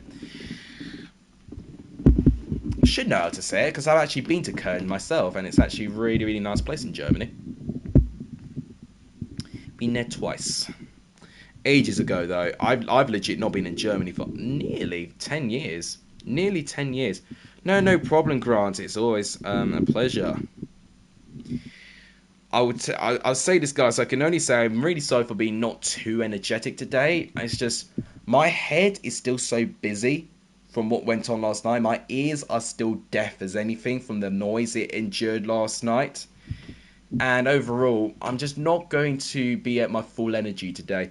I would hope by my review video tomorrow, I'll be back to 100%, and it'll be hopefully a fantastic video. These Monday videos are going to be priceless now because they're the one day I actually don't work in work at all, and actually not in uni at all. And in fact, I got my timetable recently for my university. And it looks like I only go in one day a week, but even with that, you lied, it's 500-0 to Arsenal. Yes, I'll be digging my own grave and burying myself in it if that was the case. Where did I go last night? I went out. That's all I'll say. I went out. I'm a Essex lad, decided to go out a couple places very, very late last night, and only just recovering what happened. And I won't delve into details. I mean, I've got nothing to hide really, but in terms of other things I've seen with other people, just for privacy, I'm not going to spill any of those things.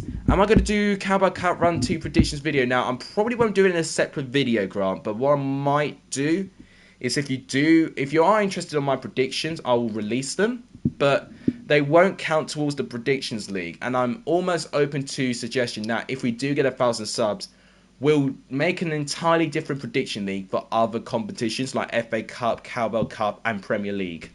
So that would be the deal. 1,000 subs and we'll do that. Because doing the prediction league by itself this season, I can already tell you, already this season, it has been so much harder to do it, compared to other seasons. No, this was the day after Scott Parker. This was the day after Scott Parker's thing. Yeah, I mean Scott Parker, love him as a Chelsea fan, but yeah, definitely not involved with his shenanigans. That's all I'd say. Wish I knew it.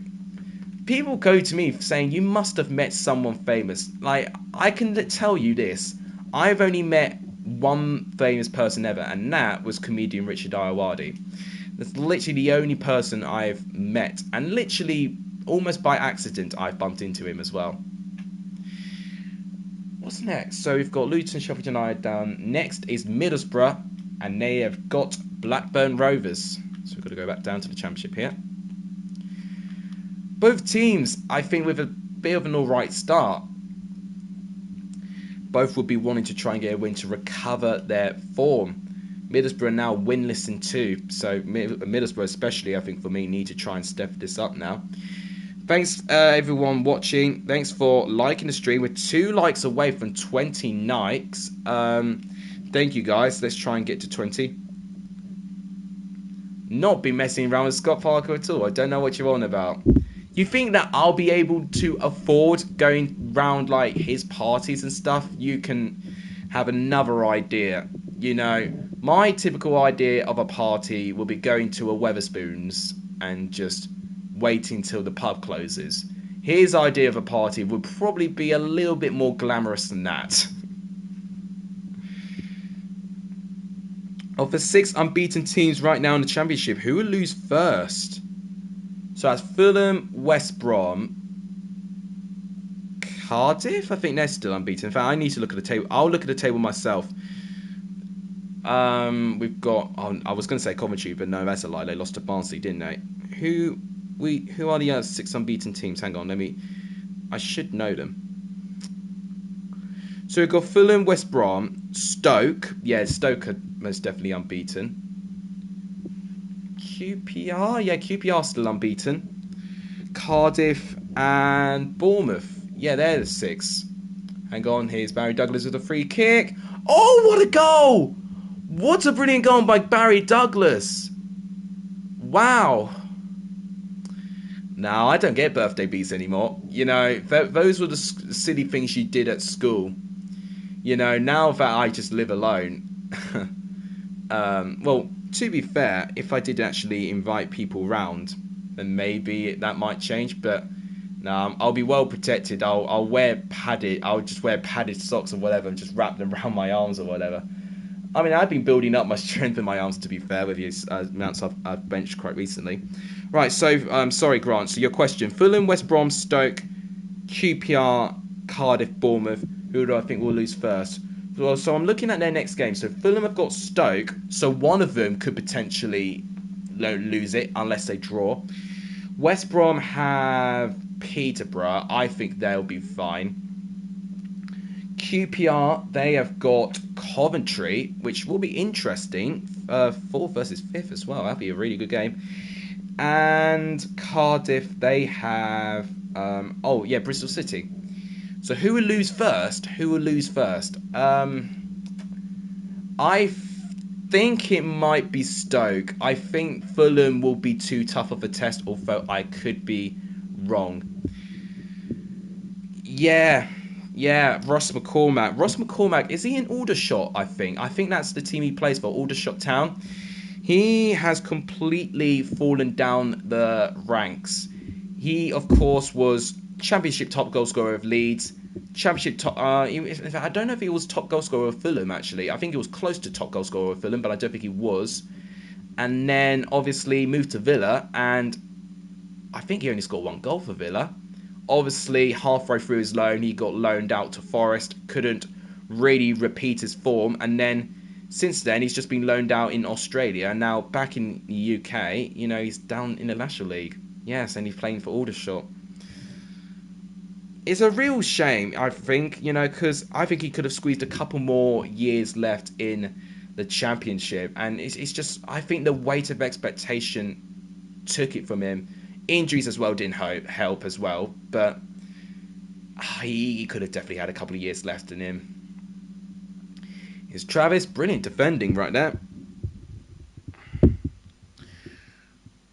So yeah, thanks to the 3 of you watching. Please like the stream if you haven't done. We're 2 away from 20 likes. We'd be terribly appreciative. If you've not hit that subscribe button, please do so. It does tremendously help. Every subscriber now will take us to 1 step closer to 800. Here's Tube Akpon, Johnny Howson, Duncan Watmore. Oh, he's not really winning his battle with Barry Douglas very well. I've not seen too much of Watmore. I know he was involved in the first game for Middlesbrough. Maybe he's injured. Here's Paddy McNair, Saville. Of course, he's now at Millwall. Here's Tube Akpon. Balassi, down in the box, playing on, no penalty. Right, now I can hear people talking about the Arsenal game outside my door. They actually might be inclined to watch it now. Yeah, thank you so much, Grant. I do appreciate it. Yes, 750 is a really good achievement. I'm not even denying it. It's an unbelievable achievement. It's the 3/4 way to 1,000 now, and I think the dream to get there now is officially real. Could maybe we achieve it before the end? Seriously, yeah, we'll get that out of it. Could we potentially get 1,000 before the end of the year? That might be interesting. Wellesley, good question. What team do I hate the most? Now, to be honest, I do have a mutual respect for most teams based on their background, their history, so there's not many teams I hate. But I'll tell you the team that's most satisfying for me to beat. Man City, without a doubt. Because the thing is, I think they've modelled our approach. And they've tried to make more success of it. What a brilliant goal by Lewis Travis. I mean, the problem is I could be a bit of a hypocrite of me saying this. Because, of course, they've spent so much money. But I think, for me, they've even been more ludicrous than what Chelsea have been. And, of course, you know, because of that, they've dominated winning titles recently in the Premier League. So, when Chelsea beat Man City, that's the most satisfying thing I feel. But I think a close second, based on the mutual respect and the history and the head-to-head record, it will actually have to, funnily enough, be Arsenal. So the fact we're beating them right now is why I'm smiling a little bit, but I don't want to say too much because Arsenal are always a very slippery bunch of players. They can always get back into the game, so can't take 2-0 for granted. 3-0 would definitely make me feel a little bit more comfortable. It's Stuart on one more, and looks like Middlesbrough got one back. It's 2-1. It looks like we're going to have a pretty good game here. Blackburn with 2 goals up. I think, yeah, it was Douglas and Travis with the goals, and now Duncan Watmore now with the consolation, it looks like, but it could be a comeback back in the mix. Atpont doing well there. Poor defending by Branthwaite, but it's brilliant timing by Duncan Watmore. 57 minutes. He got plenty of time. Plenty of time to get an equaliser. Mate, it's so exhausting doing these streams. What was the result of the Cardiff game on FIFA? It was 3-1 Cardiff.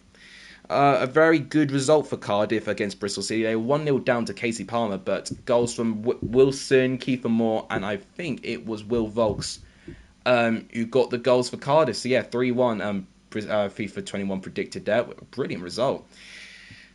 Would have been 2 consecutive 3-1 wins if they actually do this in real life. Obviously, beating Millwall by 3-1 is a brilliant result. I'll be very interested to see how they performed, and by they I mean Millwall, how they performed in that second half, because they were very well in this game until they conceded. Are you going to any live games in the near future? I hope so. That's all I can say. I can't promise that. Being a university student and, actually doing YouTube as much and, with it taking as much time as it is, it's actually difficult for me to get some free time in general. And for the fact that I'm getting work on a Saturday, it's going to be even more difficult. But if I somehow know that I'm not going to work on Saturday, maybe in the near future I'll enter some more live games. But I definitely want to embrace the atmosphere. And what I'm hoping as well is that my parents get a little bit more comfortable with me going to these events. If they allow me to go clubbing more, partying, of course. And they're always going to naturally, fear, of me shouting, drinking, with strangers. They're going to fear that, especially hearing about the hooliganism that was a really big thing in football, not as big now, but can still be present. So hopefully, whilst they cut that fear out of them eventually, I don't know if it'll be this year, but I hope very, very soon. That's all I can say. Because definitely I will be passionate, always passionate with me being a fan. You would have seen how passionate I was seeing Chelsea lose to Villa. So it's 2-0 to Chelsea. The second half just started, so 45 minutes away potentially from a win, but we'll see. I did watch the game. Millwall were actually in the game for the whole game. Cardiff just out-muscled them in set pieces. Millwall weren't bad at all. I think that's what that is. I think when it came to set pieces, Cardiff took their chances, and Millwall, for me, that's their strength as well, but they didn't play to it. It's almost like they allowed Cardiff to play to their strengths, and Millwall made it difficult for themselves, and they shouldn't really, because Millwall got a more than good enough squad for it. So still winless, Millwall find themselves, and to concede 3 goals is not great either, but they've got a big weekend. They've got Blackpool, and both of these two sides without a win so far. One of them could get their first win of the season, and it'll be a big win, whoever can get it. Blackpool win this game, they'll overtake Millwall and potentially could be outside the bottom 3 as well. 2 draws so far for Blackpool's not too bad, actually. Okay, so that ends 2-1, and we were just speaking about Millwall. They are next. Millwall, and of course, we were just talking about that game. It is Millwall against Blackpool. That's the next game we got to predict. Very, almost perfect timing there. Comedy genius. Well, it's not comedy genius, isn't it? But genius timing. Right. I'm just predicting when I might finish the stream. I think it's probably going to be 6 o'clock, which should give me a good 15 minutes of me enduring pain watching Arsenal, potentially. So we've got Mill, Blackpool, Peterborough, West Brom, Preston, Swansea, QPR, Coventry. So I've got 4 more games.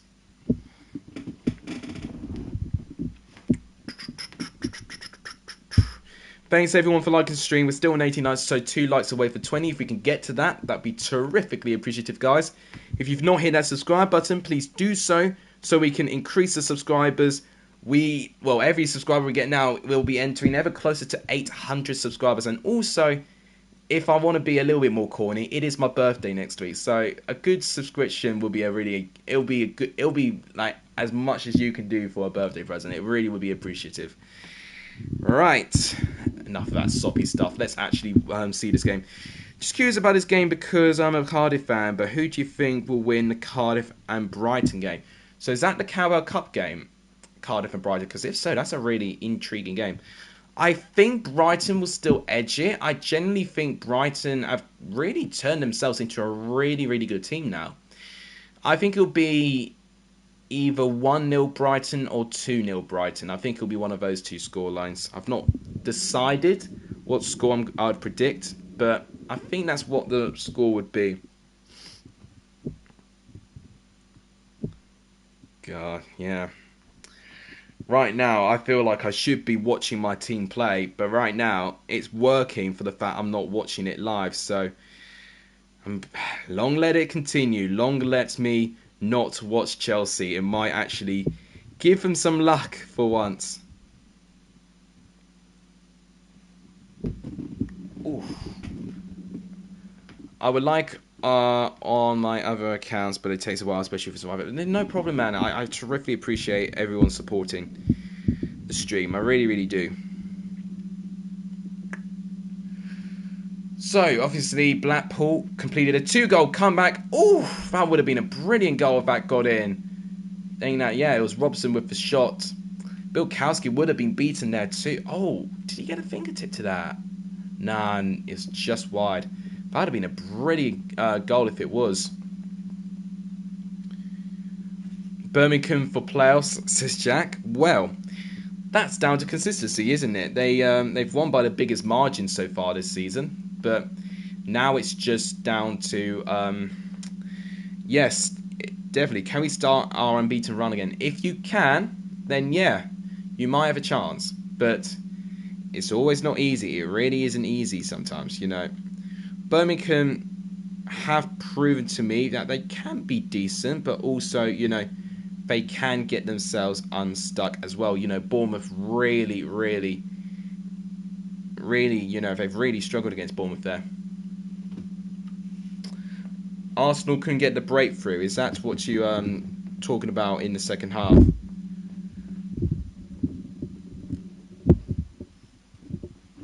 I mean, long keep it that way because I really want to keep it in a really comfortable scoreline. A third goal for Chelsea would do me fantastically. It would really save my blood pressure. I don't even care if I'm getting my score prediction wrong already for Arsenal-Chelsea. I'd rather have low expectations and then be proven wrong. And what a brilliant goal that is by Mason Bennett. That's a brilliant goal by the former Derby player. God, you can definitely tell this team's old because we've seen Tom Bradshaw play. And since Benik Fobe comes in, Tom Bradshaw's really not been involved at all. Brilliant bit of play. And what a strike. That is 1-0 Millwall. Arsenal break. Oh, God, counter-attack. That's exactly what I thought they were going to do. They're going to try and attack with the counter-attack. Oh, come on. If we could just defend, we'll be fine. Or Mendy just pull off a world-class save. Just do one of the two. Corner. Oh, it's a corner. It's a corner to Arsenal, I'm guessing. Oh, no, wait. Break. Wait, you said Arsenal break. I've been told that Chelsea... Oh, well, okay, well. Don't want to listen to any sort of commentary or anything that's going to give me the wrong idea. Okay, second half. Millwall Blackpool 1-0 Millwall at the moment.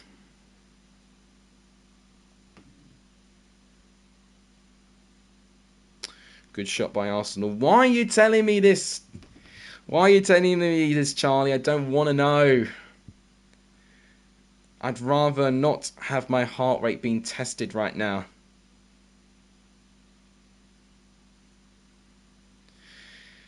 It's the last thing I need. It's the last thing I need. Not now. Not now. Let's just focus on Championship stuff. It's why it's the best league in the world. I can't have any stress watching it. I mean, to be fair, I always find a way to make it stressful. I found it stressful seeing the score predictions, which I gotta be honest, I'm not doing too well with this year at the moment. It's goal kick, right? Thank God.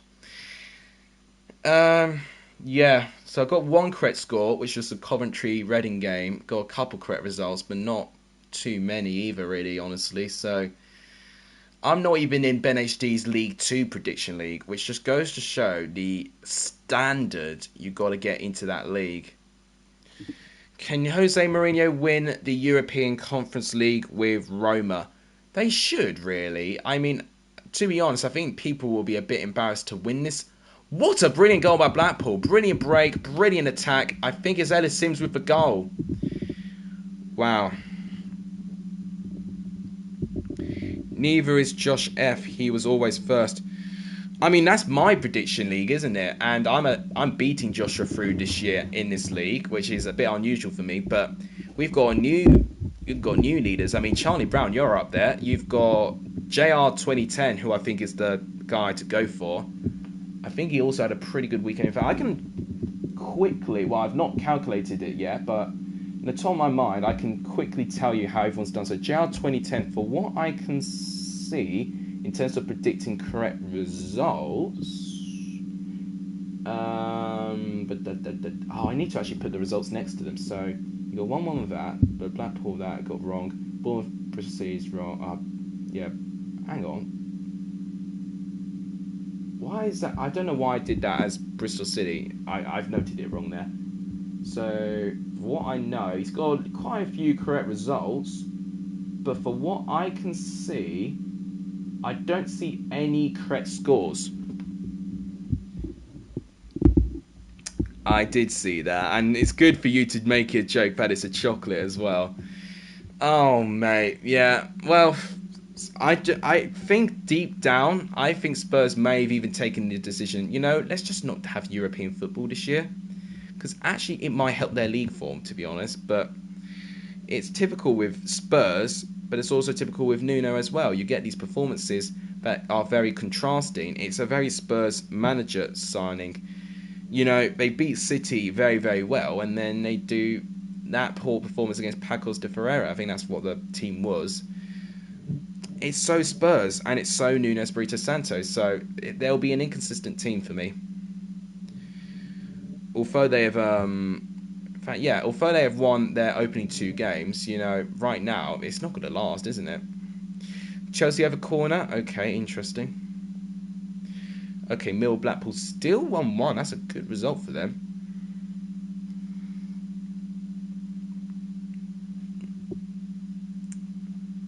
I need to check how my Gaffer League's done, actually. How's it done? Because it should update the points by now.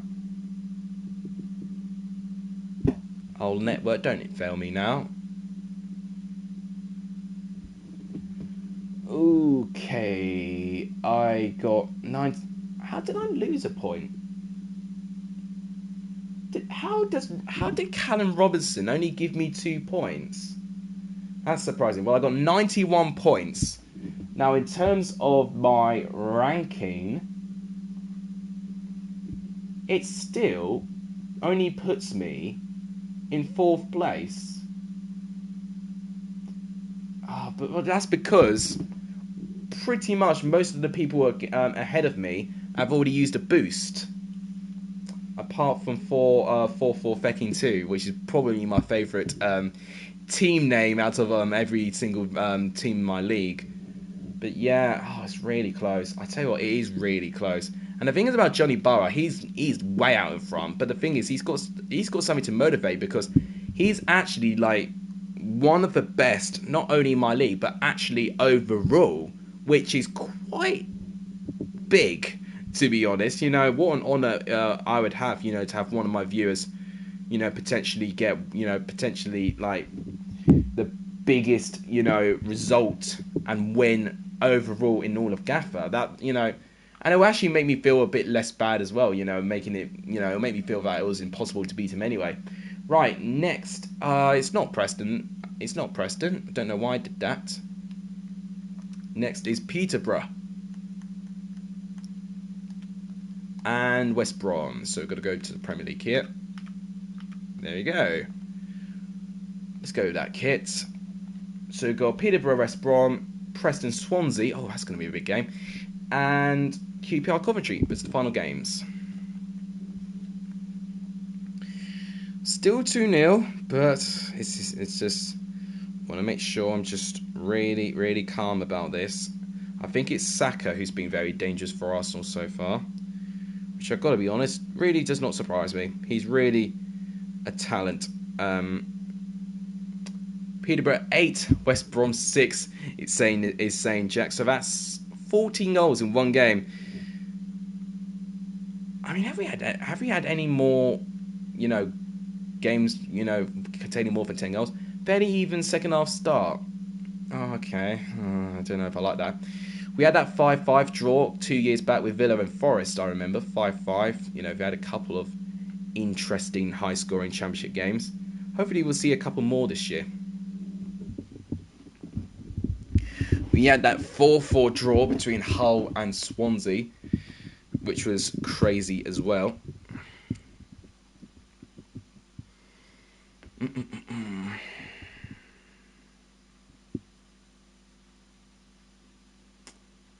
Tackled, so good start by Peterborough here. Here's Clark Harris. He's going to try and give it to Smolix. I think he's offside. He is. Smolix is caught in an offside position.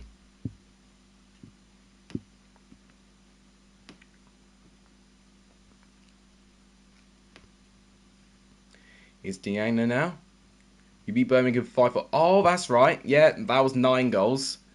Yes, I should have remembered that game. Yeah, that was Wes Harding scored an own goal to get Leeds 5th. I remember it well. It was I think it was New Year's Day or Boxing Day game. It was like around that time of the year.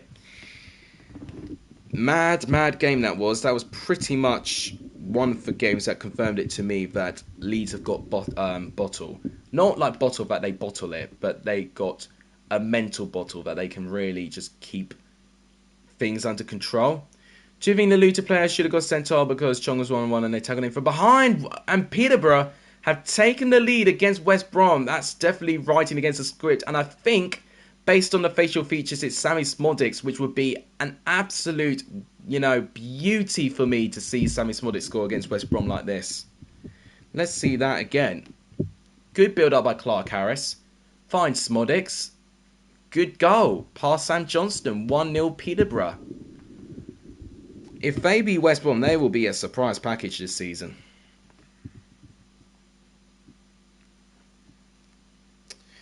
Well, I'll make that judgment on the Luton player, Jack, when I see the highlights, potentially. If Sky don't show me, then I'll find like a compilation on YouTube and see if I can find it. I mean, because undoubtedly, if it was very controversial, it would have definitely been shown. Here's Matt Phillips. Saka off and Aubameyang on. I'd have kept Saka on, swap someone else on and keep Aubameyang on with him. But yeah, Aubameyang does like to play against us, and he's made that substitution, I believe, in the 60th minute. So good half an hour for him to try and change the game. Here's Conor Gallagher. Brilliant defending. Oof, I was going to say brilliant defending, but I've given it away. Conor Gallagher here. Brilliant save. I'll tell you what, it was pretty lackluster defending right there. But they get away with it. I think it was Diagna with the shot. And Butler with the save. Corner for West Brom now. Go or for a drink with Cara or Neville. I think Neville potentially. Yeah, potentially Neville, because honestly, if we were to have a drink, I think I would probably still understand Gary Neville. And if Carragher were to have a couple of drinks down him and we were both trying to hear each other, I think we wouldn't be able to engage in conversation. So probably would be Gary Neville. But honestly, they're two greats and two people I've looked up to in terms of growing up. I always feared Carragher as a defender. I always respected that. And Gary Neville was always one of the leaders for Man United. Good bit of play again by Peterborough here. Here's Ward. Here's Brown, back to Ward. I think have an argument with Souness or Keane. Oh my goodness me. Ooh, that was close. Thing is, if I have an argument with either one of them, I'm going to lose either way. But the thing is, it'll probably be a bit more hilarious if I argued with Roy Keane potentially. I think I'd probably find it a bit more hilarious arguing with Roy Keane personally because, the thing is, it's just he won't hold back. Fingers as soon as I feel like it'll get a bit brutal in terms if we were to argue. I think Roy Keane is someone, if we actually did debate, he would listen. So probably Roy Keane, but I would definitely be preparing for some thick skin if he does go in any of my if he does try and go a bit personal there. But I just think I would just lose my cool if I ever argued with Souness. He's a really bread and butter type of character. He was, that would probably be, if my dad argued with him, if I was like my dad's age, probably maybe. Managed by Big Sam or Big Chris Hughton. Chris Hughton for me, any day of the week. I'd always said it that I'd really prefer his style to Sam Allardyce. And I know it's not going well at the moment with Forest, but I think likewise with Sheffield United, I think it's a confidence thing and they need to try and get their way around it. That's all it is. Right, we're 1 like away from 20 likes, which is brilliant. If we can get to 20 likes, I'd be terrifically appreciative.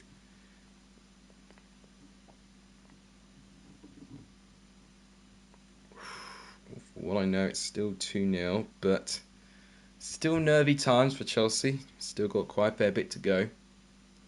Here's Maitland-Niles, Yoksulu. Maitland-Niles back to Yoksulu now. Carl Bartley to Maitland-Niles. Trying to break down that midfield, but Peterborough pressing very well here. Got Maitland-Niles. Brilliant tackle by Taylor there. Now they can break. Sammy Smodics back to Clark Harris. West Brom defending quite well though. Here's Siriki Dembele. Can he get the better Furlong? His pass is poor. They have got 30 minutes, West Brom, to try and equalise against this Peterborough side.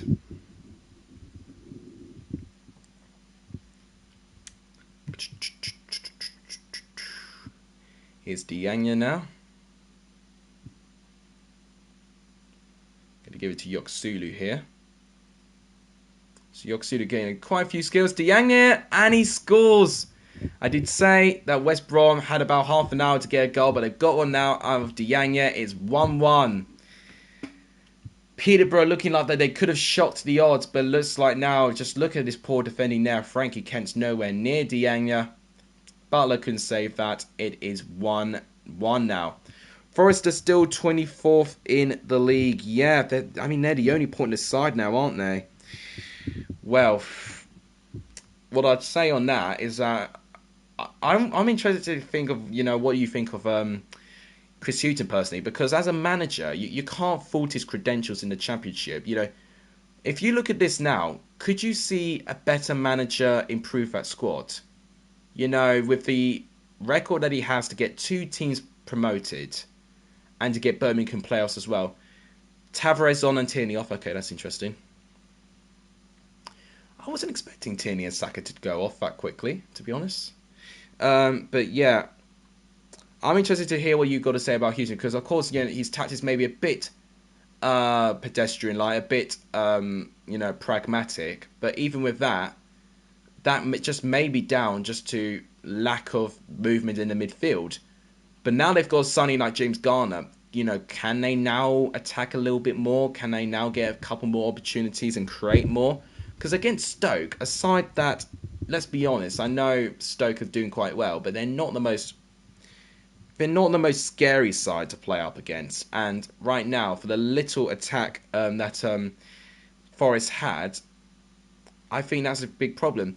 Hughton isn't a problem in the recruitment is. That is what I thought. To be honest, I've not seen a proper strategy.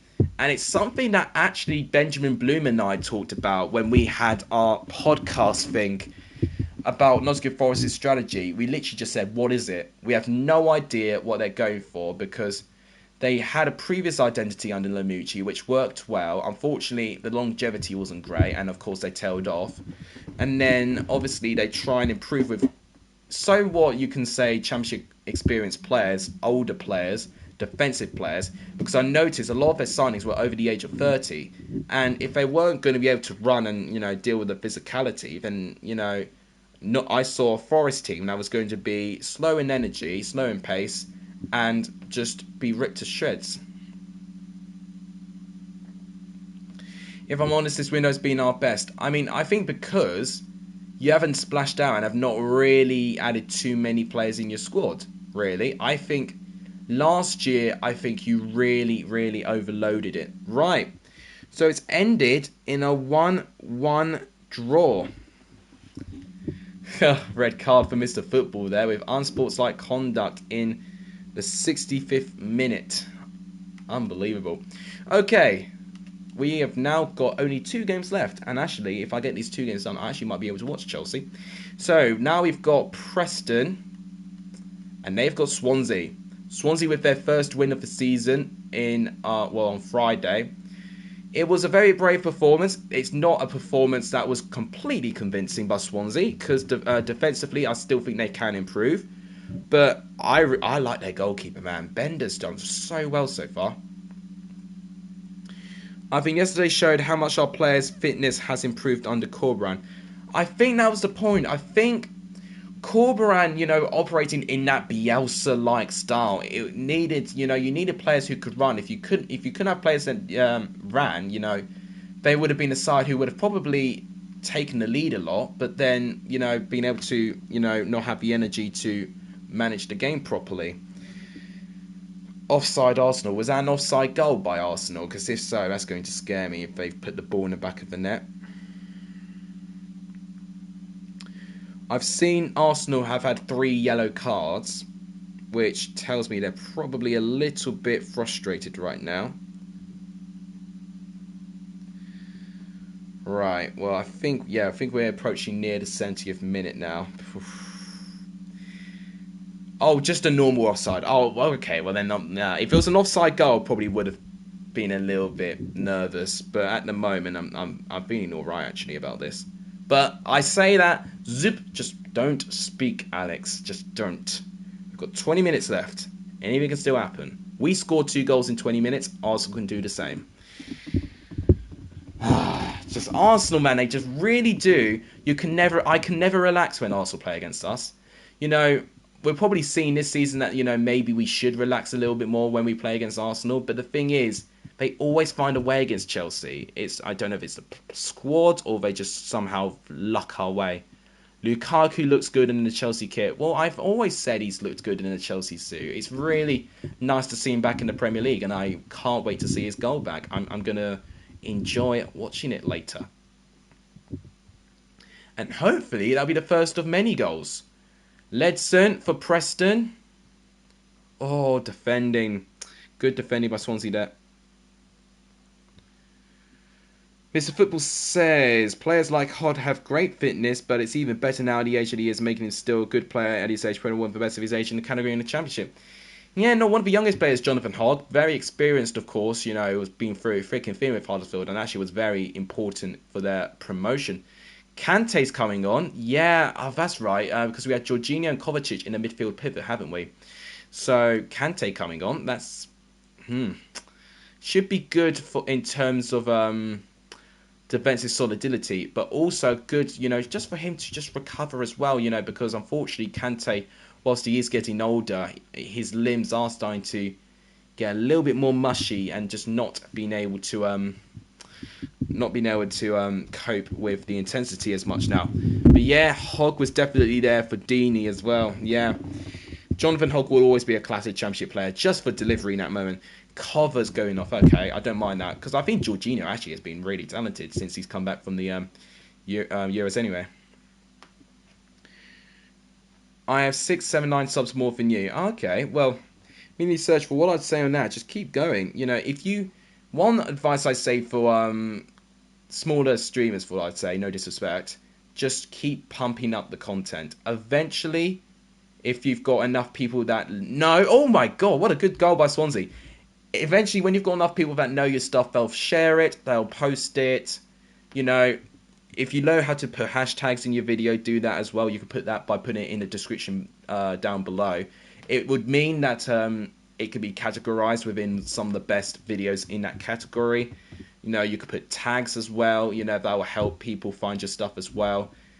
And one thing I suggest as well is having Google Ads as well. Try and put them in your video, because actually it will improve the reach in terms of Google audiences. So yeah, overall, there's so many things you can do, but the most important thing is consistency, and that's one thing I've learned. And the consistency I've put myself, has been brutal at times. It really has been, and I feel like, unfortunately, I've had to even be a bit more consistent than I would have liked. But it is really hard. I was actually speaking to one of my mates who was doing photography for his course, and it said the 1,000 subscribers, the first 1,000 subscribers on YouTube is always the toughest, milestone. Because you would find as soon as you hit that 1K, you can put monetization. It is so much easier to grow. And I've noticed it with Matt SB, to be fair. He, really needed to work hard to get 1,000. And obviously, he's been gaining like 1,000 subs, a good couple of months or so. It really, really does help when you get the first 1,000, because then it really starts to put your stuff on the market. Koroma getting his goal scoring form back now. Hopefully the start of a good run for him yesterday. Him and Sorba were the difference on the counter. Yes. Koroma getting the goal. Obviously he scored the first goal. But Sorba Thomas has been the player that's impressed me the most. Someone who correct me if I'm wrong. Oh, brilliant goal again by Swansea. Correct me if I'm wrong, Mr. Football, but I think he was loaned out of Huddersfield last year. And then obviously he's come back. And he really has been such a breath of fresh air. Offers something different. He really, really does. Right, let's see this goal again. So it was low. Oh, brilliant strike. I think that may have been IU with a goal. Yeah, I mean, that is pretty much what Swansea have been missing. We're still on 750 subscribers. If you're not hit that subscribe button, please do so. Every subscriber now takes us one step closer to 800 subscribers, which is unbelievable.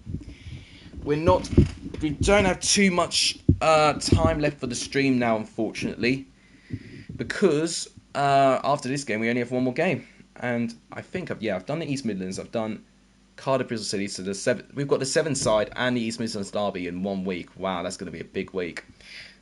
We've got this one, Barnsley, Birmingham, QPR Coventry still to do, Fulham, Huddersfield, Hull, Luton, Middlesbrough, Yeah, so I've done every single game apart from this one, and of course QPR Coventry.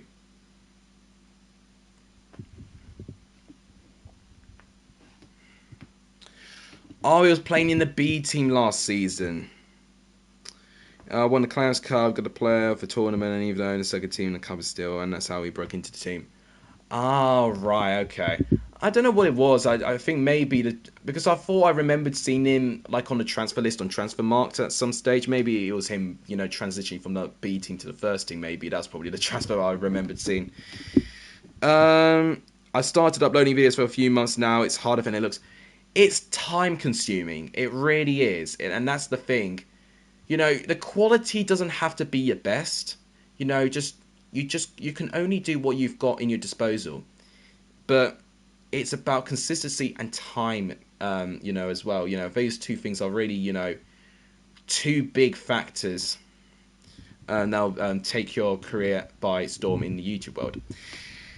Koroma went on loan to Rotherham in the 1920 and came back and had a good season. So that would have been when Rotherham were down in League One.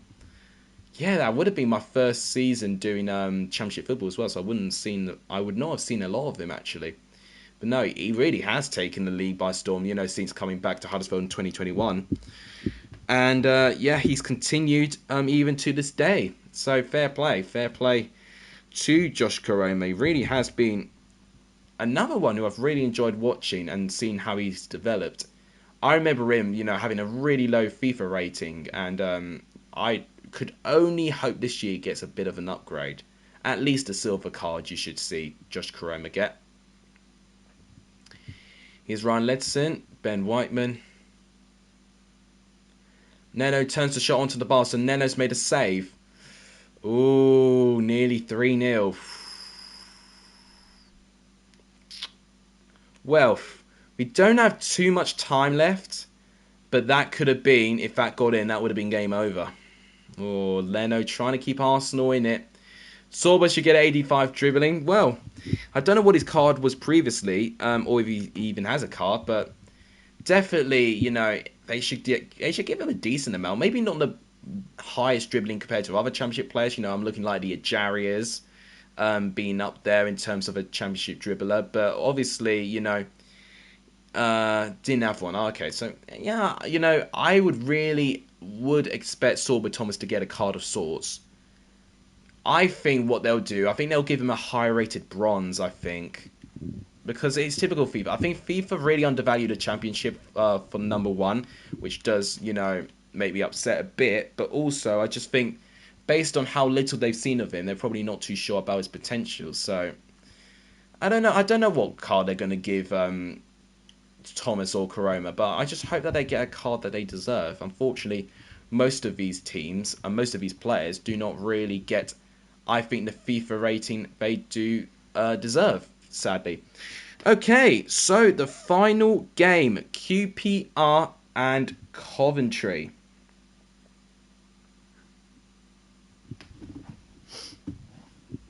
And after this, should be able to watch Arsenal Chelsea. God, still so nerve-wracking looking at the score. So, looks like we're nearing the 80th minute. In fact, if this game finishes, I probably would only have a couple of minutes watching the game. And actually, that's probably the best timing I could have done, just to only watch a couple of minutes without me getting a heart attack. Okay. Sorba dribbles like Grealish. Well, definitely, I want to see his involvement for the first goal for Koroma and see how he's really adapted. Because not only can he dribble well, his set pieces as well are just so brilliant. And I think, honestly, in terms of a young player of the year, if he carries on these performances, he could be up there. He really could. His Kyan Prince, and it's wide of the post. Kyan Prince, in previous FIFA streams, has really not found an issue finding the back of the net, but this time, just wide off the post. Unlucky.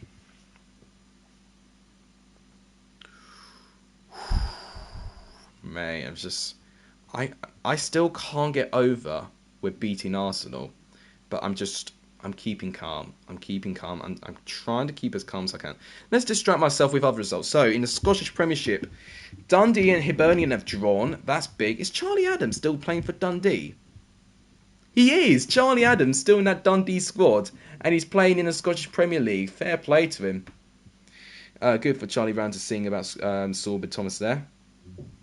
God, Charlie Adams still in the squad. St Johnstone beat... Dundee United beat St Johnstone by 1-0. It's Dundee doing really well at the moment, and that's Dundee United. They're 6th at the moment. Rangers respond well to their defeat against Dundee United. They beat Ross County by 4-2.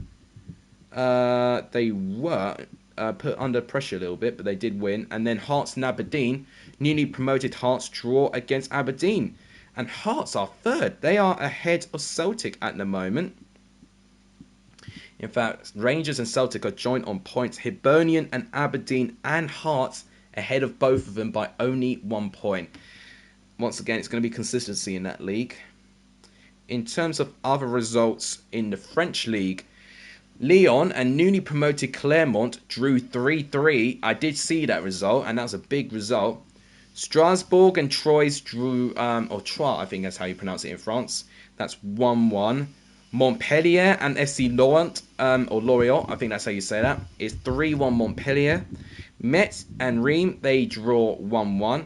Bordeaux and Angers, they drew 1-1. And Rennes against Nantes, 1-0 Rennes. Nantes not doing too well at the moment. And Nice, Patrick Vieira's former club, are playing against Marseille tonight. So Clermont, the newly promoted side, are up to 3rd. PSG, of course, 1st. They're the only team with a 100% start so far. Angers, 2nd at the moment. Ooh, no good defending there. Marseille, despite not playing yet, they're down to 8th, but they can get up to 3rd if they have a good win. I'm wrong about Nantes. Nantes have had a brilliant start. Strasbourg and Monaco are the two teams struggling, and along with Troyes, or Troyes, I think that's how you say them. They're also newly promoted, I think, FC Troyes. They are in the bottom 3, but Monaco, only 1 point. Lille, only 2 points. Lyon, only 2 points as well. those three teams really struggling at the start. That's quite astounding. I think it's probably not going to be as I don't think it's going to be as competitive League One this year. ZX on for Mount. Okay, I don't mind that. I mean, that just goes to show how ridiculous my squad is for the fact we're having that. Right, I've just seen the Bayern Munich and Cologne game. They're winning by 3-2. It's 3-2 to Bayern Munich at the moment in the 80th minute. So the goals. Lewandowski and Gnabry scored the first 2 goals, but Anthony Modeste and Mark Uth got the equalising goals for FC Cologne. But Serge Gnabry in the 71st minute have managed to put Bayern Munich ahead. I mean, that would be a big win for Bayern if they do so. I mean, obviously, they didn't win their first game, didn't they? I think they drew against Mönchengladbach in their opening game. So this will be a good time for Bayern Munich to hit the mark. I mean, if they do lose or they don't get all 3 points there, they'll be all the way down in like 13th, around where Arminia Bielefeld are, which is quite unbelievable. PSG mentality 2021. Don't win the league 2021 summer. Let's buy the league and put 10 times on that. Yeah. They are an odd club, PSG. You know, their transfer window is like a typical career mode transfer window with Hakimi, Sergio Ramos, Messi, of course. They've made so many signings. Donnarumma. They've made so many incredible signings, and they should win it. They should dominate the league, really, to be honest. I mean, they're the only team now with a 100% start, so I have a feeling it's going to be that way. So prepare for another couple of PSG wins. That's all I'm going to say.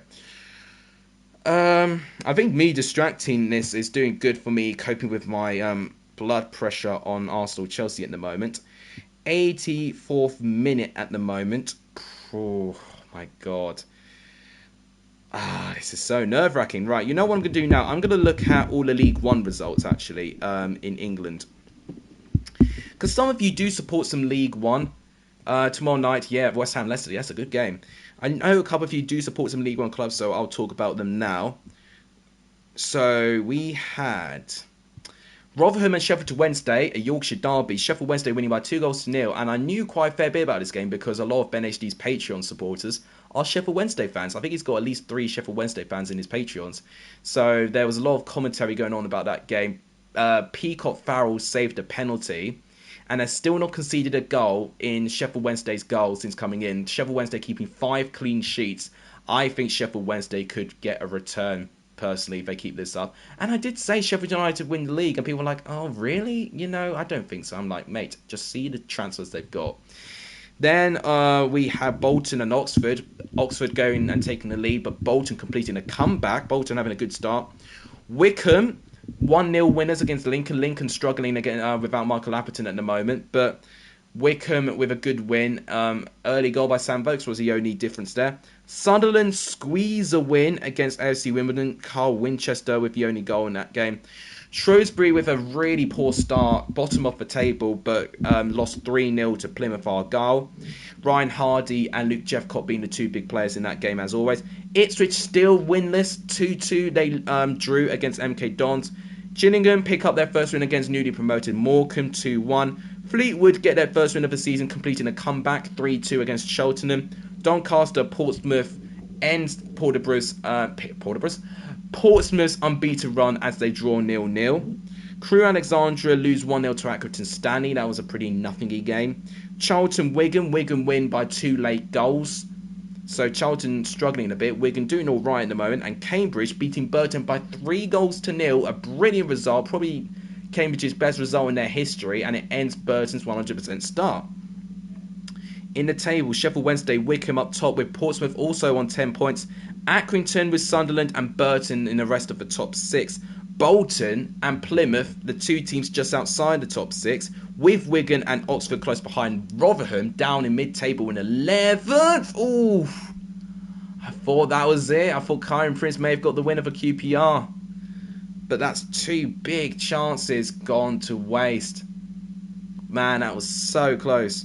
Cambridge in 12th, MK Dons 13th, Wimbledon 14th, Gillingham 15th, Morecambe 16th, Lincoln down to 17th. They've really struggled so far. Fleetwood Cheltenham 18th, Fleetwood 19th.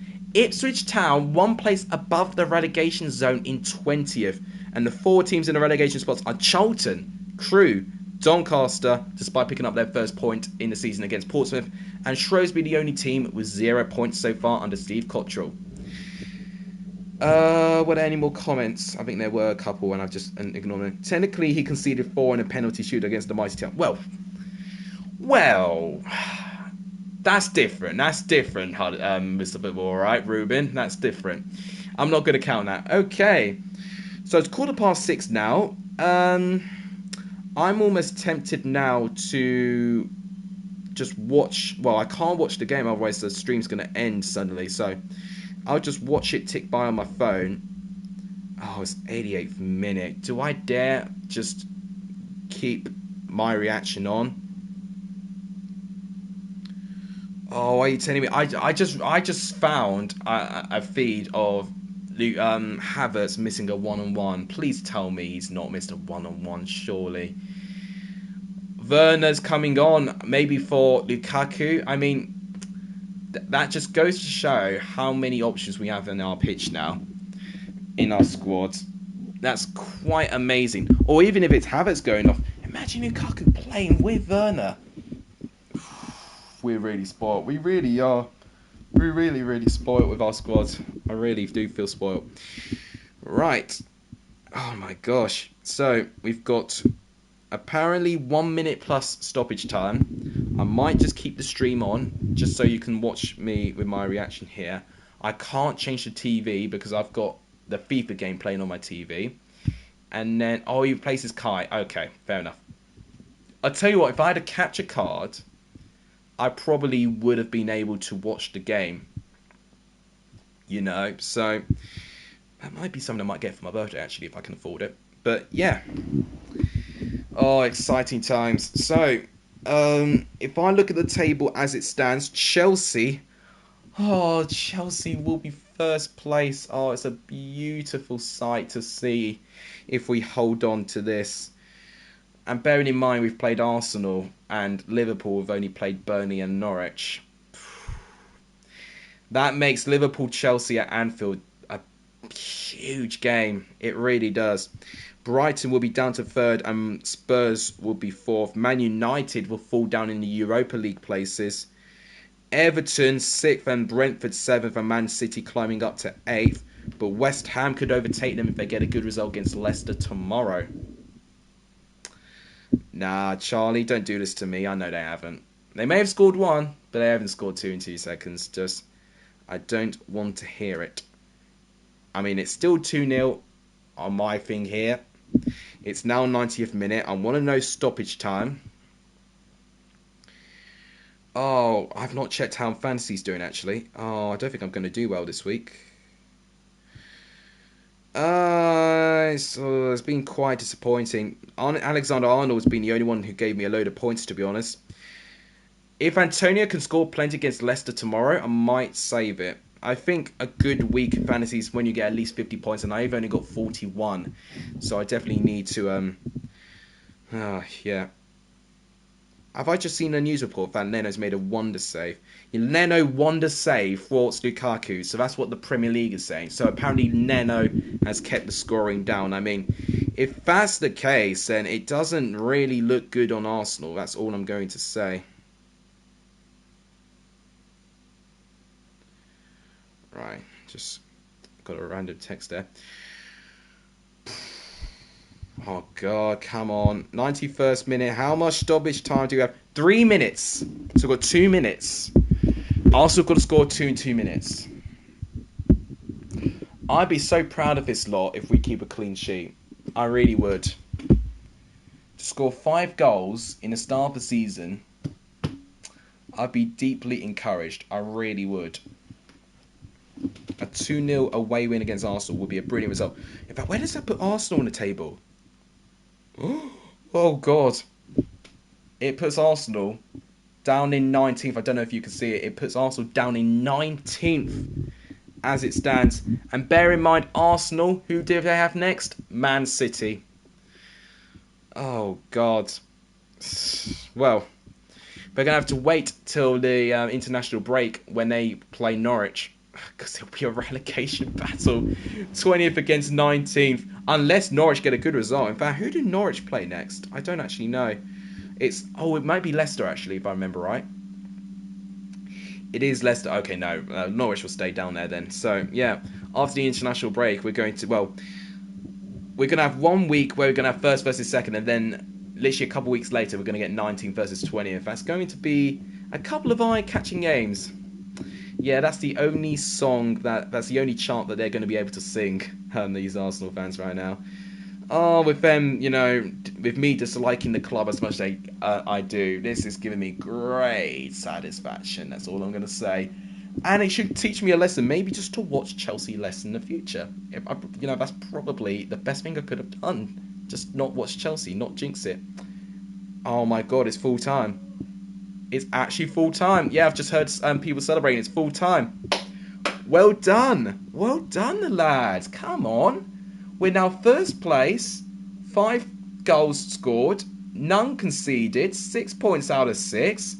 That game against Liverpool next week, if we get a good result in that game, I don't want to say it because I would sound very premature of me saying this in game week 3.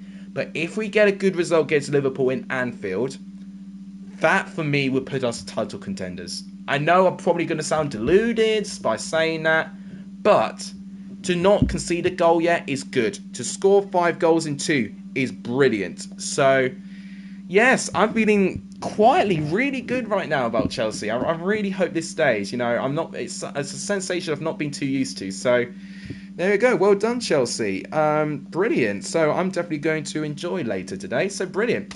Well, that wraps it up for the stream. That's FIFA's results and their predictions, and that'll be the last one we do before the international break. If you guys like what you see, please give the video a like. It does help. Please subscribe if you're new. It does really help the channel. Let's try and push for 800 subscribers. That's the next target to go for. And please share this channel to as many people as you can. All of that really helps. But as always, thank you guys so much for watching. You guys are legendary for Sony in the stream. And as always, I'll see you guys very, very soon. And I'll see you guys tomorrow in my review video. Take care.